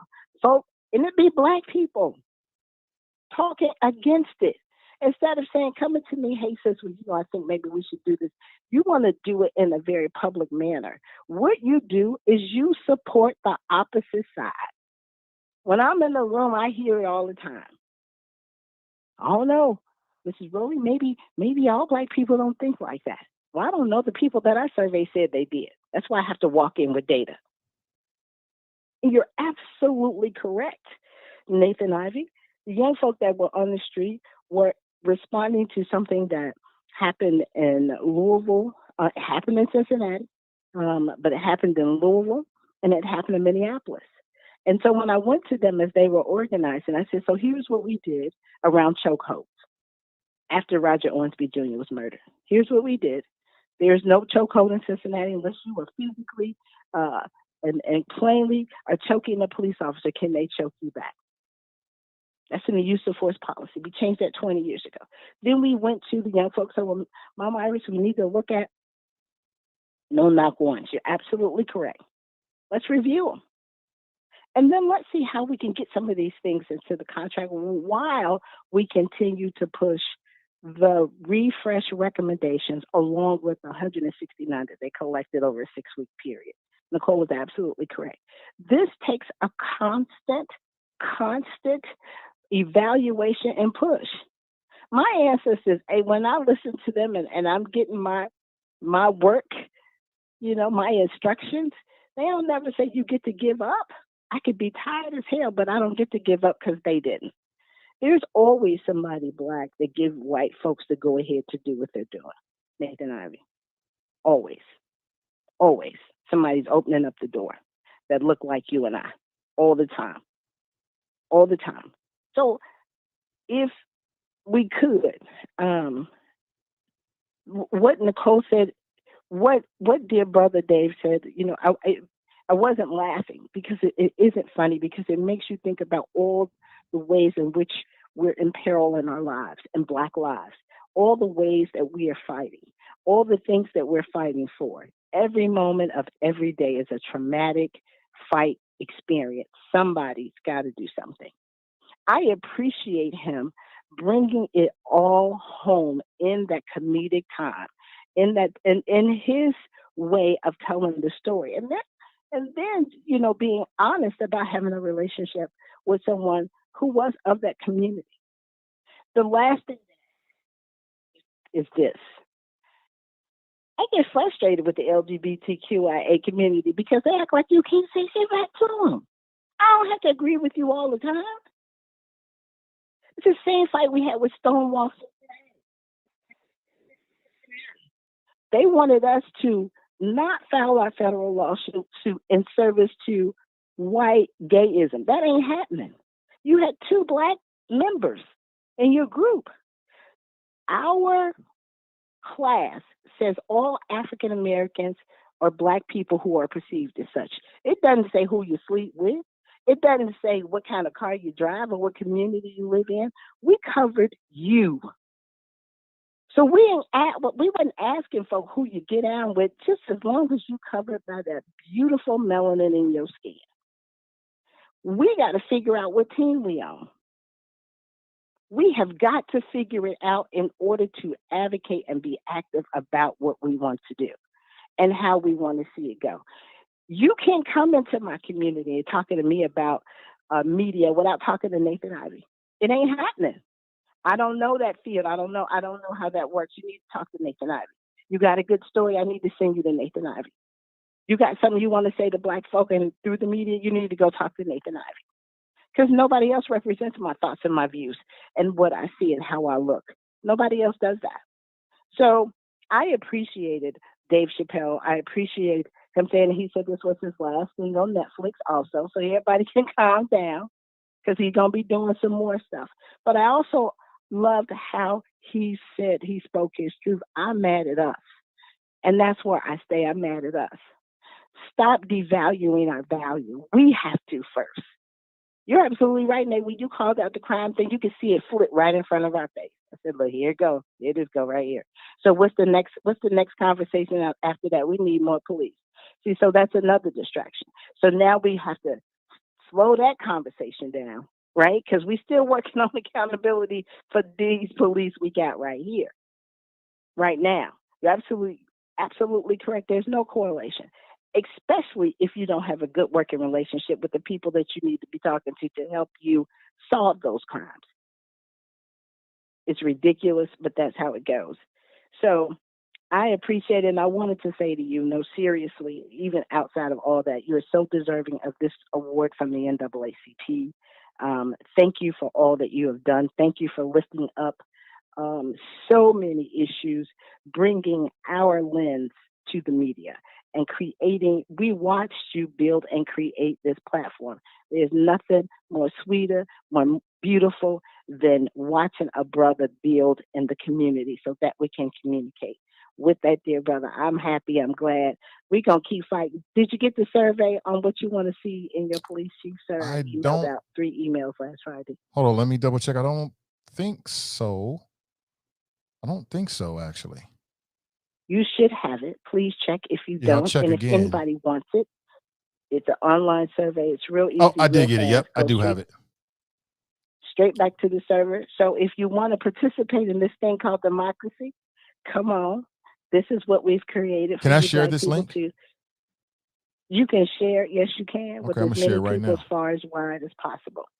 And if anyone is interested in being on the board of the Citizens Complaint Authority, please send me your resume. Get with me. There is an appointment to be had. But thank you for taking my call this morning. And I really want to say congratulations to you. Appreciate it. Congratulations to your family, to your wife. I appreciate her for allowing you to be a voice and just loud and proud in our community. Thank you so much. Thank you for the kind words. That's Sister Iris right there. Yeah, the cat's out of the bag. Your boy's getting a little recognition. It's really not about me. It's really about the NAACP and the work that they do. It's really about the choppers. You know what I'm saying? I mean, I keep saying, I hear from people, you would be surprised. It has surprised me, the people that are paying attention to what we are doing. And in particular, this audience, they keep coming back to this audience. And so, we should all be proud about this. I did not do this by myself. We not doing it by it's us in this together. And I hear it all the time. I've been blown away in some cases by the folks that are tapping in. And I keep saying it, and I'll say it again. The people who are vocal and you see in here is just a sliver of the overall larger audience, especially the audio audience. It's just a sliver of it. Since we kicked this off, we are well over 1 million plays, downloads, 2 different things in total, well over 1 million. And we are Cincinnati's #1 daily podcast, and the first podcast that proudly focuses on the Black community. That's my will. That's what I am. That's what we do. It's what it's always been. And I was on, when I started my career, I started on WAIF, and I was on Black Night. It was the Black Night on WAIF, Friday nights. Anybody that listen to WAIF know that's when all the Black programming came in with Ojinga and all the other brothers over there that opened the doors for me. And then when I went to commercial radio, I was on a Black-owned, locally Black-owned, Black talk show station. So, it surprised me over the years when people have challenged that. But what I've learned is sometimes you got to make sure you speak certain words so people understand where you're coming from, because they'll get it twisted. So again, the choppers, man, there's people that want what we've built. They want it, and that's great. But I want everybody in this audience that's been rolling with us, sharing the show, my patrons, just to know that we are having an impact. It's undeniable, and we're just getting started. The fun stuff comes next. We've been having a lot of fun, but the real fun comes next. So I appreciate the kind words. All right. So with that, looking at the time, it's almost 9. So at 9, I'm going to take a break. At 9, I'm going to take another break so you can hear from some folks that want your vote for city council. But before we do that, I want to set up the next topic. So we talked about Dave Chappelle so far. Before you cancel Dave Chappelle, watch my review of The Closer. And I'm not the only one who watched it. To me, it's a big thumbs up. It's a big thumbs up. And Sister Iris is absolutely right. That's exactly the point that Dave made. It needs to be said, and some folks might like this, not like this, but it's the same point that the Honorable Louis Farrakhan made about Jewish folks. He said the same thing. He said, I ain't against you. I'm jealous of you. He said the same thing that Dave Chappelle said about the LGBTQ community. The Honorable Minister Louis Farrakhan said about Jewish folks. And had he said some things that he himself has said he regrets about Jewish folks? Yes, he has. But he most definitely said, I'm not against Jewish folks. I want what you got for my folks. He said it very, I'm just making a sidebar. But anyway, on the closer, Dave Chappelle certainly makes that point. He's like, look, I ain't against you. I'm jealous of you. How y'all do this? And I think it comes down to unity, quite honestly. So we talked about that. I talked to you about what's happening across the country with these police budgets. Last year, there was big conversations, and mayors and city councils in some cities were moving in the direction to not defund the police, but maybe not fund it at the same levels they did the years before. And they were having conversations about how they can, quote unquote, reimagine, right, police budgets. That's interesting. She told that story about the people here in Cincinnati and anyway, but maybe that's the reason why, they just weren't organized. We'll see if they come back. But so across the country, what's happening with these police budgets is crime is being reported in a lot of major cities. And then pro-police political organizations, they're not going to sleep. They're not getting tired. They're out there every single day pushing for their viewpoint. Great for them.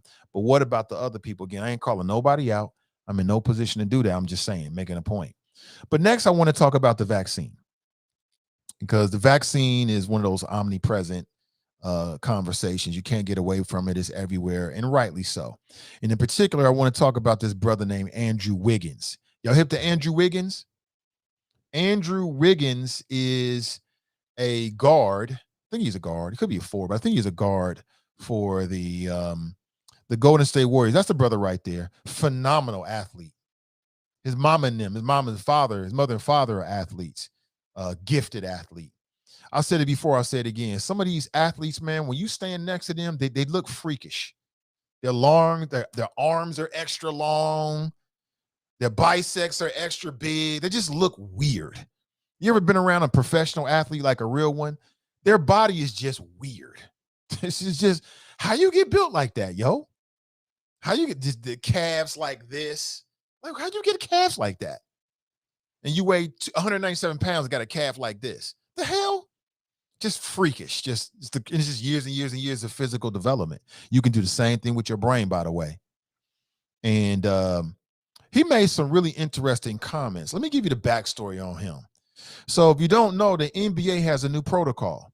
If you don't get the vaccine, then you ain't playing, basically. And if you ain't playing, you ain't getting paid. Simple as that. So there's been a lot of players like Andrew Wiggins who've been very vocal about their hesitancy to get the vaccine, which I want to say it again because I've been accused of like trying to push the vaccine on people. I ain't pushing the vaccine on nobody. I'm here to give you the facts, the medical facts, the trends. You make your own decision. Now, with a mask, I'm mask shaming you because it's so easy to put on a mask. But a vaccine, that's something you got to make your own decision. Now, for me, I've heard some ridiculous arguments about it, like cell phones being magnetized to your arm because they're implanting chips. And if you think about it logically, that must be a powerful microscopic chip. So you're telling me a microscopic chip can produce a magnetic field strong enough to make a cell phone that's largely made out of plastic parts to stick to your arm? I don't believe it. I don't believe it. And I know plenty of people have taken the vaccine, including me and my wife. I don't feel no difference. But I know what it is. It's like, well, what's going to happen in 5 years? There's a rumor going around that in 2 years, the man is going to hit the all dead switch and everybody to get the vaccine is going to die. Okay, we'll see. Hopefully it'll be painless. And I'll be in heaven or whatever's on the other side. Hopefully they got the internet, man. So I can play my Xbox games and I can get on the internet and do my thing. But anyway, that'll be boring as hell if I get to heaven and they don't have Wi-Fi. I'm going to be pissed. I'm going to be pissed about that. I mean, what kind of heaven is this? This ain't no damn heaven. Anyway, so Andrew Wiggins had a decision to make, as did and do all the NBA players. Do you get the vaccine and get that money and play? Or do you stand by whatever your belief system is? And oh, by the way, I posted the police survey that Sister Ira was talking about on all of the platforms where there is video. Okay. And I'll post it on the Friends page as well. And you can check, and I'll tweet it out as well so you can check it out. I want to hit everybody. Okay. So Andrew Wiggins had a decision to make. He had a big decision to make. And the decision was, is he going to get the vaccine or not? And he talked about his reluctancy, right? His hesitancy. And I respect it. I mean, I can totally get it. Him and Kyrie, they got a problem with it. But he made a quote that I think that is worthy our time. He made it a few days ago, maybe a little late with it, but I want to talk about it right here. He said, quote unquote, I guess you don't own your own body. Let me screenshot this for you so you can check it out for yourself. I guess you don't own your own body is what he said, which I thought was quite interesting. There it is right there. It's from The Hill. I guess you don't own your own body. And I'm like, huh? What? And apparently he's a forward, not a guard. He's a forward, not a guard. Sorry about that. And apparently he believes that because he basically broke down and got the vaccine so he could play basketball and get the multi-million-dollar checks this year, that means that he doesn't own his own body anymore. And I'd like to know if you agree with that. 513-873-7134. Do you agree with the way that Andrew Wiggins has placed, his comment? I'll be honest with you. I've got a different opinion. And I'll share that with you on the other side. All right. Don't go anywhere. 513-873-7134. If you want to call in. Oh, it's not the number. That's here it is. There it is right there. If you want to call into the show this morning. But Andrew Wiggins says that basically he felt like he was forced to take the vaccine. And because he was forced to take it against his will, and he had serious issues about what it would do to his body, that he doesn't own his own body. Now, that's a very public example of what people are dealing with here in Cincinnati and across the nation. Everybody's going back to work. And in most of these businesses, profit, nonprofit, they've got vaccine mandates where if you want to come back to the job, you got to get the vaccine. So you got people that's not making multi-million dollars like Andrew Wiggins that are forced to make this decision. And I want to get your thoughts about it at 513-873-7134. But first, I want to take a quick pause. Remember, folks, that early voting is taking place right now. You can early vote in Hamilton County at the Hamilton County Board of Elections. If you want to call ahead, here's the number, 513-632-7000. We'll be right back right after this. Good morning, Choppers. I'm Scotty Johnson, candidate for Cincinnati City Council. Unfortunately, injustice remains in the city of Cincinnati. A remedy for injustice is courageous, bold leadership. I plan on bringing that type of leadership to City Hall. It's time to stop talking about it and to start doing something about it. Disparities have been in Cincinnati far too long. I'm the candidate to address those disparities. Vote Scotty Johnson for Cincinnati City Council. Paid for by friends of Scotty Johnson. I'm former Mayor Dwight Tillery asking you to vote for my friend, Michelle Dillingham, who is a Democrat running for Cincinnati City Council. The black population in our city has declined, pushing black homeowners out while speculators purchase their houses for pennies on the dollar. Black people are being foreclosed on because of rigged housing and economic systems. Michelle Dillingham will fight for you. This is Victoria Strawn. You know me, Sister V. City Council prefers investing in a soccer stadium and gentrifying our historic neighborhoods. Malcolm X said that if you don't own land, you're nothing but a squatter. Come on, Michelle, talk to the people. City Council is being sued for discriminatory tax abatement programs that unfairly enrich wealthy white neighborhoods. I know because I've been fighting for reform for years. Isn't it time to elect a candidate who will stand up for the people over special interests? Vote for me, Michelle Dillingham, Democrat for Cincinnati City Council. Paid for by Dillingham for Council Committee.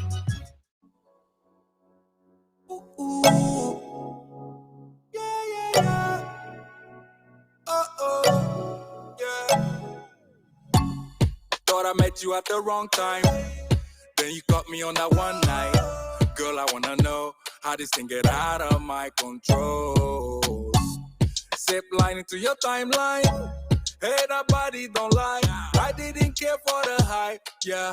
But when I saw you tonight, ooh, girl, you know just what you're doing. I'll go 1,000 miles to show you that I'm right for your love.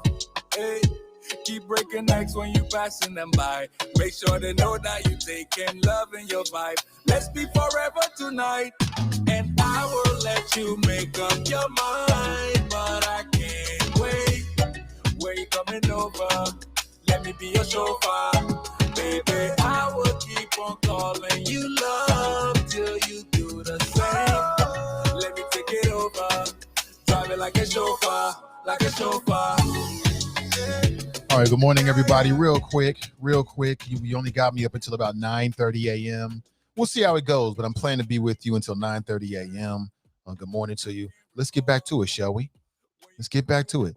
513-873-7134. Remember, it's hard to be the person who never gives up. Good morning to you. All right, where were we? We were talking about Andrew Wiggins, right? Let's get back into it. Yeah, here's Andrew Wiggins right here. So he made a comment about the fact that he had to take the vaccine in order to get all that money. I don't know what his contract is. You want to look it up real quick. And how much money is he making right now? He belly aching. Let me see. Andrew Wiggins is making $31.5 million this year, according to NBC Sports. And this mofo got the nerve to be belly aching about taking the vaccine. It's people out there making $30,000, $40,000, $25,000, and they got to make a decision about whether they should take the vaccine or not in order to go back to their job. You making $31 million and got the nerve to talk about what he say? What did he say? I guess you don't own your own body. Wrong answer, Andrew. No, it's not that you don't own your own body. Andrew had a decision to make. He could have said, you know what? Screw that. I'm not playing this year. I don't want $31 million for playing basketball because I'm not taking the vaccine. He had a choice. See, I hear a lot of misnomers and belly aching from people about stuff, including the vaccine. And this brother's trying to make it seem like somebody forced you. You didn't have to take that $31 million from the Golden State Warriors. You could have said, you know what? My body is more important than $31.5 million this year. $31.5 million bucks. You coming home with what? 16, 17. You know, he's got a good lawyer. So with a good lawyer, his lawyer he's got a good tax strategy. So he probably bringing home more than half. Uncle Sam probably taking out a whole lot less than half. On his level, he's got a lawyer that's got a tax strategy on how he can keep as much money as possible, right? You know it's true. Talking about something. I guess you don't own your own body.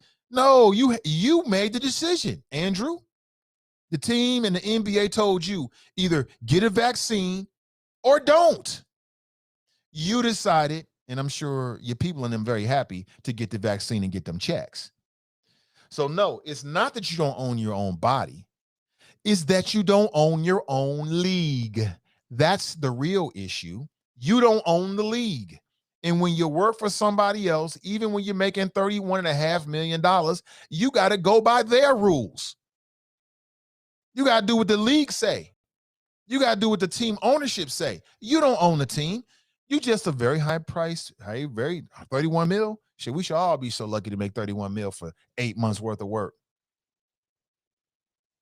So Andrew Wiggins is in the same position as people here in the city of Cincinnati, working for nonprofits and for-profits, making a whole lot less than $31.5 million. That's the way it goes. Where my entrepreneurs at? It's people out here that run their own businesses. You make the rules, don't you? Yeah. You make your own policy, especially if you got like a sole proprietor LLC or something like that. It's just you. You got your own vaccine policy, right? That's the difference. That's telling something. You don't own your own body. Stop the belly aching, bruh, and go cash some checks. Some tells me you'll be all right. On his level, he got the best of everything. He eating the best foods, living in the best neighborhoods, got the best environment, got the best doctors. You got access to the best medical science you can possibly get. Like, don't forget, y'all, remember when COVID hit? It was the elites, it was the rich folks and the athletes that was getting the testing first. Remember this? They had everything first before you and me, because they're on a different level. They got the nerve to talk about, you don't own your own body. Negro, please. You don't get out of here with that nonsense. But what do you think? 513-873-7134. I'm going way back to 7:51 a.m. Rosemary writes, cancel culture is consumer choice. Right. Cancel culture is just consumers. It's the free market. That's what I don't get with these Republicans. For years and years, they talking about free market this and free market that, even when I think some things should be regulated, right? Like the internet, perhaps Facebook, a lot of stuff should be regulated, right? Because if you leave it up to the free market, we would just become prey to the predators. But then when it comes to consumers making a decision based upon what they see and what they feel, all of a sudden it's cancel culture. No, that's the free market. The free market is consumers making decisions. These Republicans is full of hypocrisy, man. Brian writes, morning. Good morning to you, B. Good to see you. Darlene writes, hi, Nate and the Choppers. Enjoy the day. Absolutely. As soon as the show is over, I'm going to be in these streets. You see a tall black man, looks like me, with a pack on his back, walking from Coreyville to downtown. I'm not sure where I'm going to walk this morning. Getting it in every day. Every day. Kamikia writes, this morning, Breitbart and Red State are also celebrating DC's brilliance, but y'all go off. Are they? Okay, cool. Cool. Great. It's good to hear. Talking about Dave Chappelle's brilliance, great. The white LGBTQ and black LGBTQ communities are not the same. They're not the same. Brian writes, good morning. Brian writes, I love the closer, agree 100% with his storytelling. Victor writes, I think the LGBTQ communities pushed Dave's trans friend Daphne Dorman to suicide because when they came for her for coming to Dave's defense on Twitter, they gave her the business and she committed suicide shortly thereafter. Really? Damn. Tori writes, being around a lot of teenagers these days, I see that younger ones have become very sensitive to words, literally, and are unforgiving of any use of certain words, identifying words with initials only, rejecting misappropriate use of language, of course. That's funny you say that because you're so right, Tori, and good morning to you. Thank you for being here. I had a similar interaction with my daughter. My daughter is very sensitive to LGBTQ issues. Now, at this point, she's not LGBTQ, but she is hypersensitive. We were having a conversation over dinner about 2 weeks ago, and I had to stop it. Me and her mother had to check her because she called herself checking me because I said some things and she didn't understand it, and she got in her feelings about it at the dinner table. She was not happy. And I'm like, hold up, sis. Simmer down now. It's not, I'm not saying this, I'm saying that. And her mother had to intervene because sometimes kids hear mother's words different than father's words. But Tori, I think you're right about that. My daughter's generation, they see things very differently, and words matter because she was about to form Voltron on her dad. I taught her that way. When you teach your kids to speak their mind, you can't get mad when they turn their attention on you. You know what I'm saying? Come with the territory. I like her just like that. But I can't remember what I said. I said something. I think I asked something about, I think we were watching Big Brother, and I asked as to whether Big D was gay or not. I think that's what it was. And what difference does it make? And I'm like, well, hold up, sis. Let me explain what I'm saying here. And I had to explain the whole thing. Then her mom jumped in, was like, your dad is not like that. Here's what he's trying to say. And I had to keep it real with her. You know what I'm saying? Like, I'm going to say what I got to say. And at the same time, here's what I mean and how I feel about the community overall. But she is sensitive about that. And she has a lot of LGBTQ friends. I don't know if it's a Walnut Hill thing or not. And I don't want to speak too much because there's been some real sensitive things that have happened with some of her friends. So she is very sensitive about that, Tori. So I think you're on that. Victor writes, Clifford, the big black N-word, LOL. I mean, Dave is irreverent. Shannon's in the house. Hey, good to see you, Shannon. She writes, yeah, that was a bit dark. Let me move forward here. Let me move forward. I'm going to miss some comments, but I want to move forward so I can talk about what we're talking about right now. Pamela writes, welcome to a woman's world, Andrew Wiggins, where the government dictates what you can and what you can't do with your own body. Interesting point. Good point. Sustained. Ben writes, he had a choice. He chose checks in the bag. Right. Man, I wasn't even making a $31 million choice. 31 mil? Man, please. If you don't put this vaccine in my damn arm so I can get out here with Steph Curry and Klay Thompson and make this bread and shoot these baskets and play some defense, it wouldn't even be no conversation. And what? But I'm just a realist like that. And like I said to myself, you don't own your own body. No, you made the choice. You just don't own your own league. So, Andrew, if you owned your own league, you would do what you want to do. There's a moral in that. You know, the moral of the story is when you work for somebody else, it's just what we all succumb to that. And even when you don't work for somebody else, it's not like you can do anything you want to do. You still have relationships that you care about and that you want to maintain, and different interests and viewpoints. Obviously, I'm talking to a whole room full of entrepreneurs, so I'm telling you what you already know. But the idea, and I say it all the time, the idea that you don't have a filter. I have a filter. I mean, there's a line in certain places that I don't go to. I just know how to fully articulate how I feel. You know what I'm saying? I mean, you always have different interests, but when you work for yourself, it's that line is much further back. You decide where the line is, as opposed to somebody else deciding what the line is. Like I said, when I worked in commercial radio, there were times when the program manager came in and said, hey, look, the ownership said do this and this. And I'll be honest with you, I did it. And I thought about it because I had a decision to make. Like, do I care about this issue that much? Or is me being here more important where I can do other things? I'll be honest with you. I'll be transparent with you, 100%. And we talking about black folks. Yeah, we talking about black owners. They'll come in and say, listen, I want you to do this. I want you to do this. Say this. Don't say that. And either you're going to do it or you're not.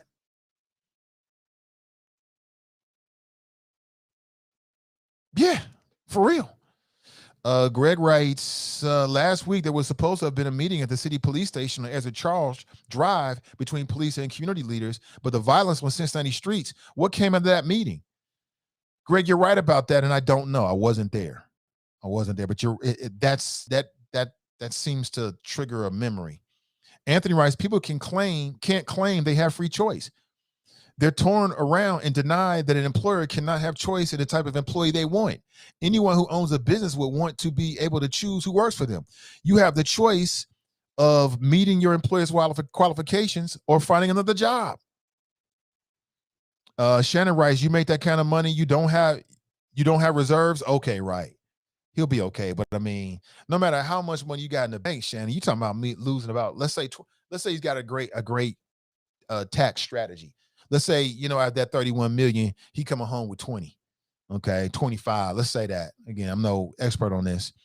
But let's say he's coming home with a big share of it at the end of the day. And he still got, let's say he got 40, 50 million in the bank. You ain't trying to give him no $25 million paycheck for no damn vaccine hesitancy.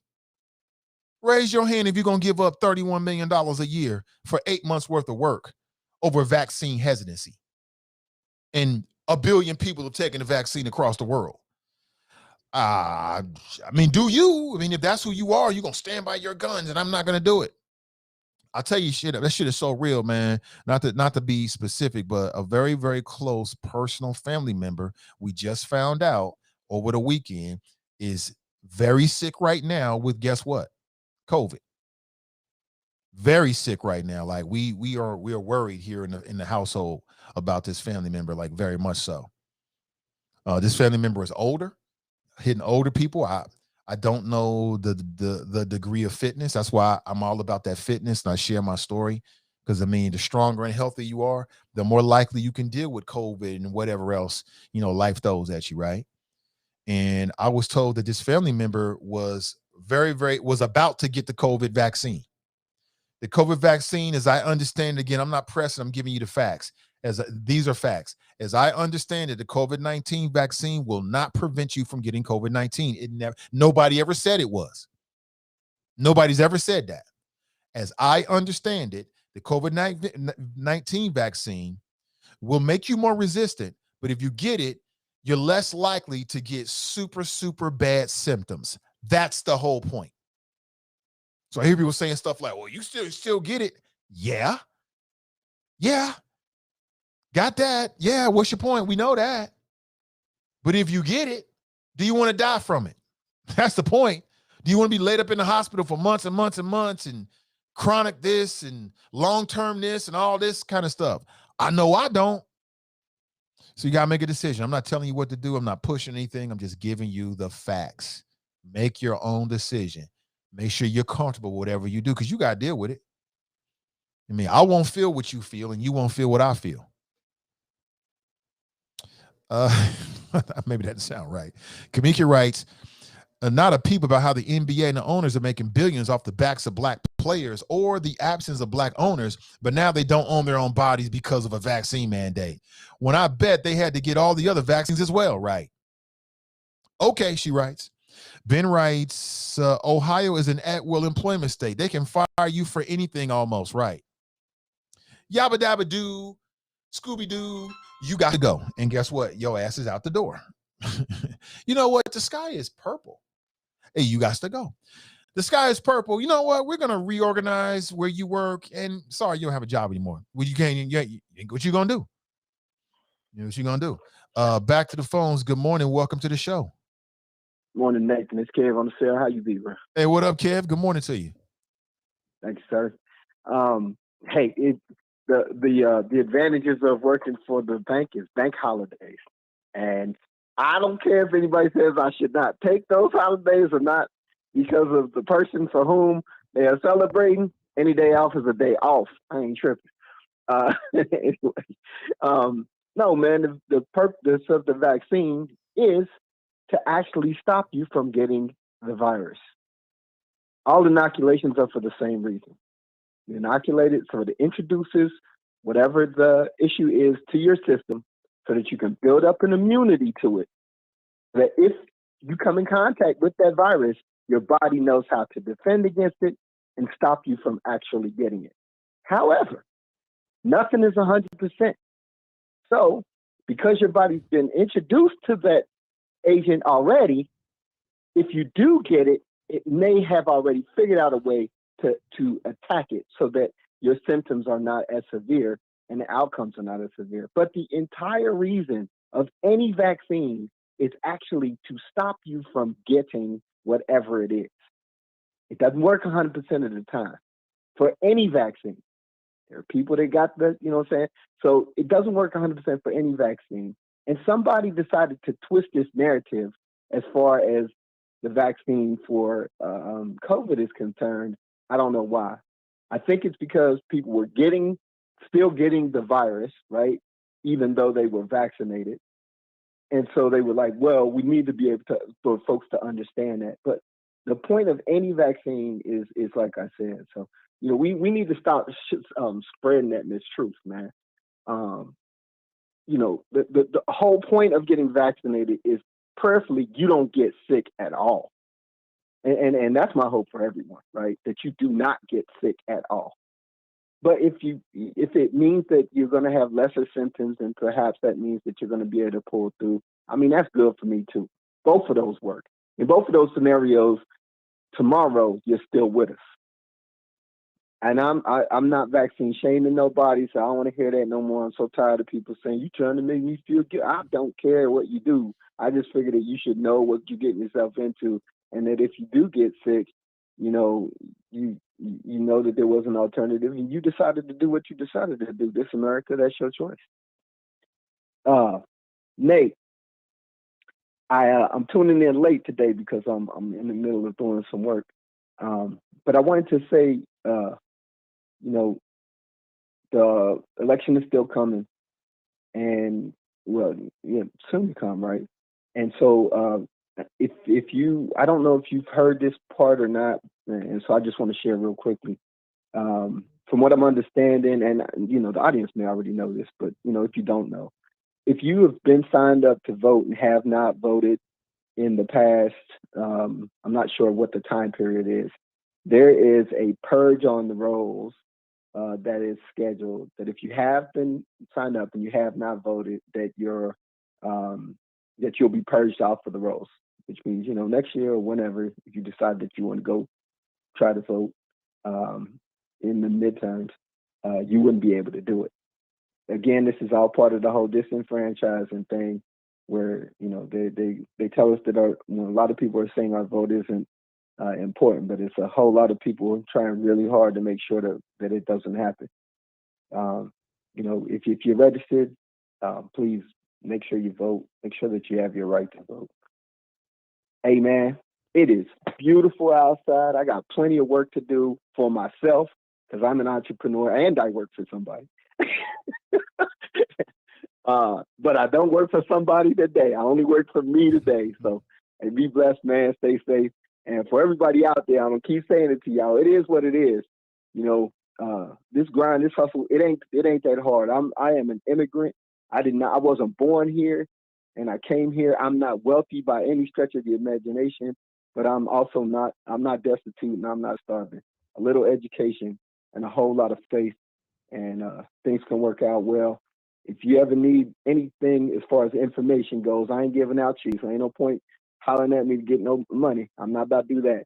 But if you need anything as far as information, I'm happy to share. Be blessed. Stay safe. Be blessed. As Kev on said, that brother got something to share, man. Let's make it happen, Kev. Let's make it happen, man. The time is now. Good morning to you. Good morning. So you got me up for a few more minutes here. What are we at, 9:25? I'm planning on leaving at 9:30 a.m. So you got me about 5 minutes. Let's open the door. Maybe it's some stuff that's on your dome this morning that I haven't touched. I always come prepared. But I want to get your thoughts about maybe some topics or something like that. Shannon writes, these younger people get real sensitive until it's time to think of get busy with life. She also writes, his $31 million is regular folks, $60K. Charles writes to Shannon, Dave and Andrew individually are on two different levels. Dave wouldn't need a majority of stand-up comics to stand with them, whereas to make an impact, Andrew would. It's not enough for them saying no, which makes it easier. Nat writes, some black people have all the energy in the world in defending gay and lesbian folks, but you don't see that same energy defending anti-black racism. TNT writes, I have an aunt that's hypersensitive to LGBTQ who was an open lesbian. We have had many blowouts on issues, but respectfully understand each other's views. She is my favorite aunt. I love her more than anything. Shannon writes, you can't make 20 million work. I know I can. 20 mil, I'm set. Irish Rowley writes, I thought the community and police meeting was Saturday meeting held at the church. It happened on Saturday, she writes. JC Young writes, the vax minimizes its effect. I was vaxxed in April, got COVID in September. I have a fever for only 2 days. I'm sure it made a difference. You don't need horse warmer. Is that right? Is that what they was pushing out there? TNT writes, vaccines are to build immunity. Reaching herd immunity is the goal where the virus has less options to find a host and spread and mutate. Shannon writes, too late to register for net election. Yes, it is. Yeah, and I know Joe Mallory was hitting it. He talked about it on the forums, every single forum, saying, look, get registered, because he said about 1,000 people are set to be purged from the rolls here in Hamilton County. Now, 1,000 people can sway an election. 1,000 people can sway most of these elections can be cities. Most of these elections, or some of these elections, could be swayed by 1,000 votes. So Pamela writes, I love Kev on the sales calls and his attitude. Where did he migrate from? I love his calls and his attitude as well. He said he was born in London. Maxine Wells writes, she wants to talk about her thong. You want to talk about your thong, huh? Your thong. Okay. All right. I'm not sure what to do with that. Jamal writes, money don't correlate with beliefs. Big fella, stop talking about that man money. You're right. It don't correlate with beliefs, but it can soften the blow. you know what I'm saying, of not working. You know, here he is belly aching about losing 31 mil, and he didn't probably made over $100 million in his career. I'm not sure what he's actually made, but he's been in the league long enough to have, he got that rookie contract and then another contract, I believe. So I don't think he's hurting for money. But who's trying to leave $31 million on the table? I know I'm not. Shit, I want all of mine. Give me all of my money. Give me all of my money. If we play Monopoly and and you land on one of my properties, I ain't giving you no deals. I want all my money. Yeah, you're gonna have to start foreclosing and selling properties back to the bank. Give me my money. Give me my money. I want all of it. All right, that's my time, folks. I really appreciate you being here. Where my Who Dey people? Nobody said Who Dey this morning. Y'all are hilarious, man. No Who Dey people out here? Who Dey?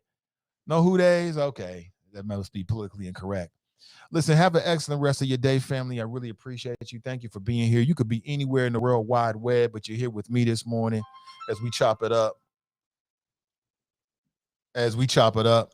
And I'll be back and hopefully better than ever with you tomorrow morning, bright and early at 7 a.m., talking people, politics, and pleasure. Never know who we're going to have on the show. I got a whole bunch of requests out for guests. And we got some city council people coming in this week as well, so get ready for that. Although I'm planning on doing those interviews will be very, very short. They'll be very short. I don't have time, and we don't have time to do like a 45-minute interview at this point as we get late in the game. But I still want to talk with some of these good people, good men and women who are running for these council and also school board slots as well. So get ready for that, all right? Have an excellent rest of your day, family. Remember our motto. Let's say it together. Winners focus on winning. And losers focus on winners. So stay focused and stay winning, and we'll talk real soon. Until next time, I'm Nathan Ivey, and I'm out.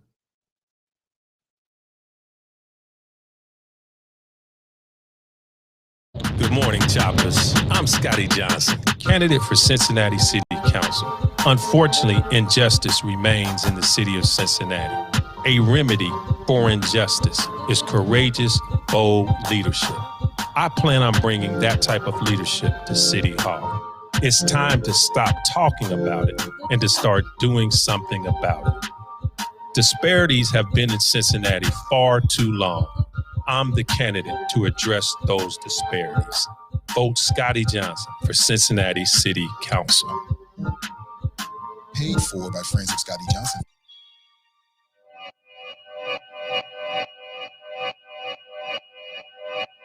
Yeah, talking to my mirror like I love you so much. Curving on my critics like I heard you, so what? You can't kill my confidence, I think I'm the man. Tally all the I ever gave on my head. Lately I've been living like I can't take a loss. They ain't wanna help me, that's what made me a boss. You can't kill my confidence, I think I'm the man.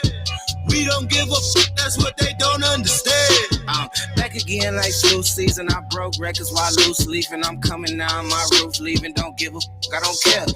Did the for my lonesome. No wonder now I'm on one. No shortcuts on that long run. All I really want is my share. Get on my God, I told him it's nothing. In the discussion, for them feelings I throw all my pain on percussion. The disgusting. I hear them bragging about that they did, and it do not move me, not in the least. They ain't been dropping no seeds in the soil, but swear that you on my spot.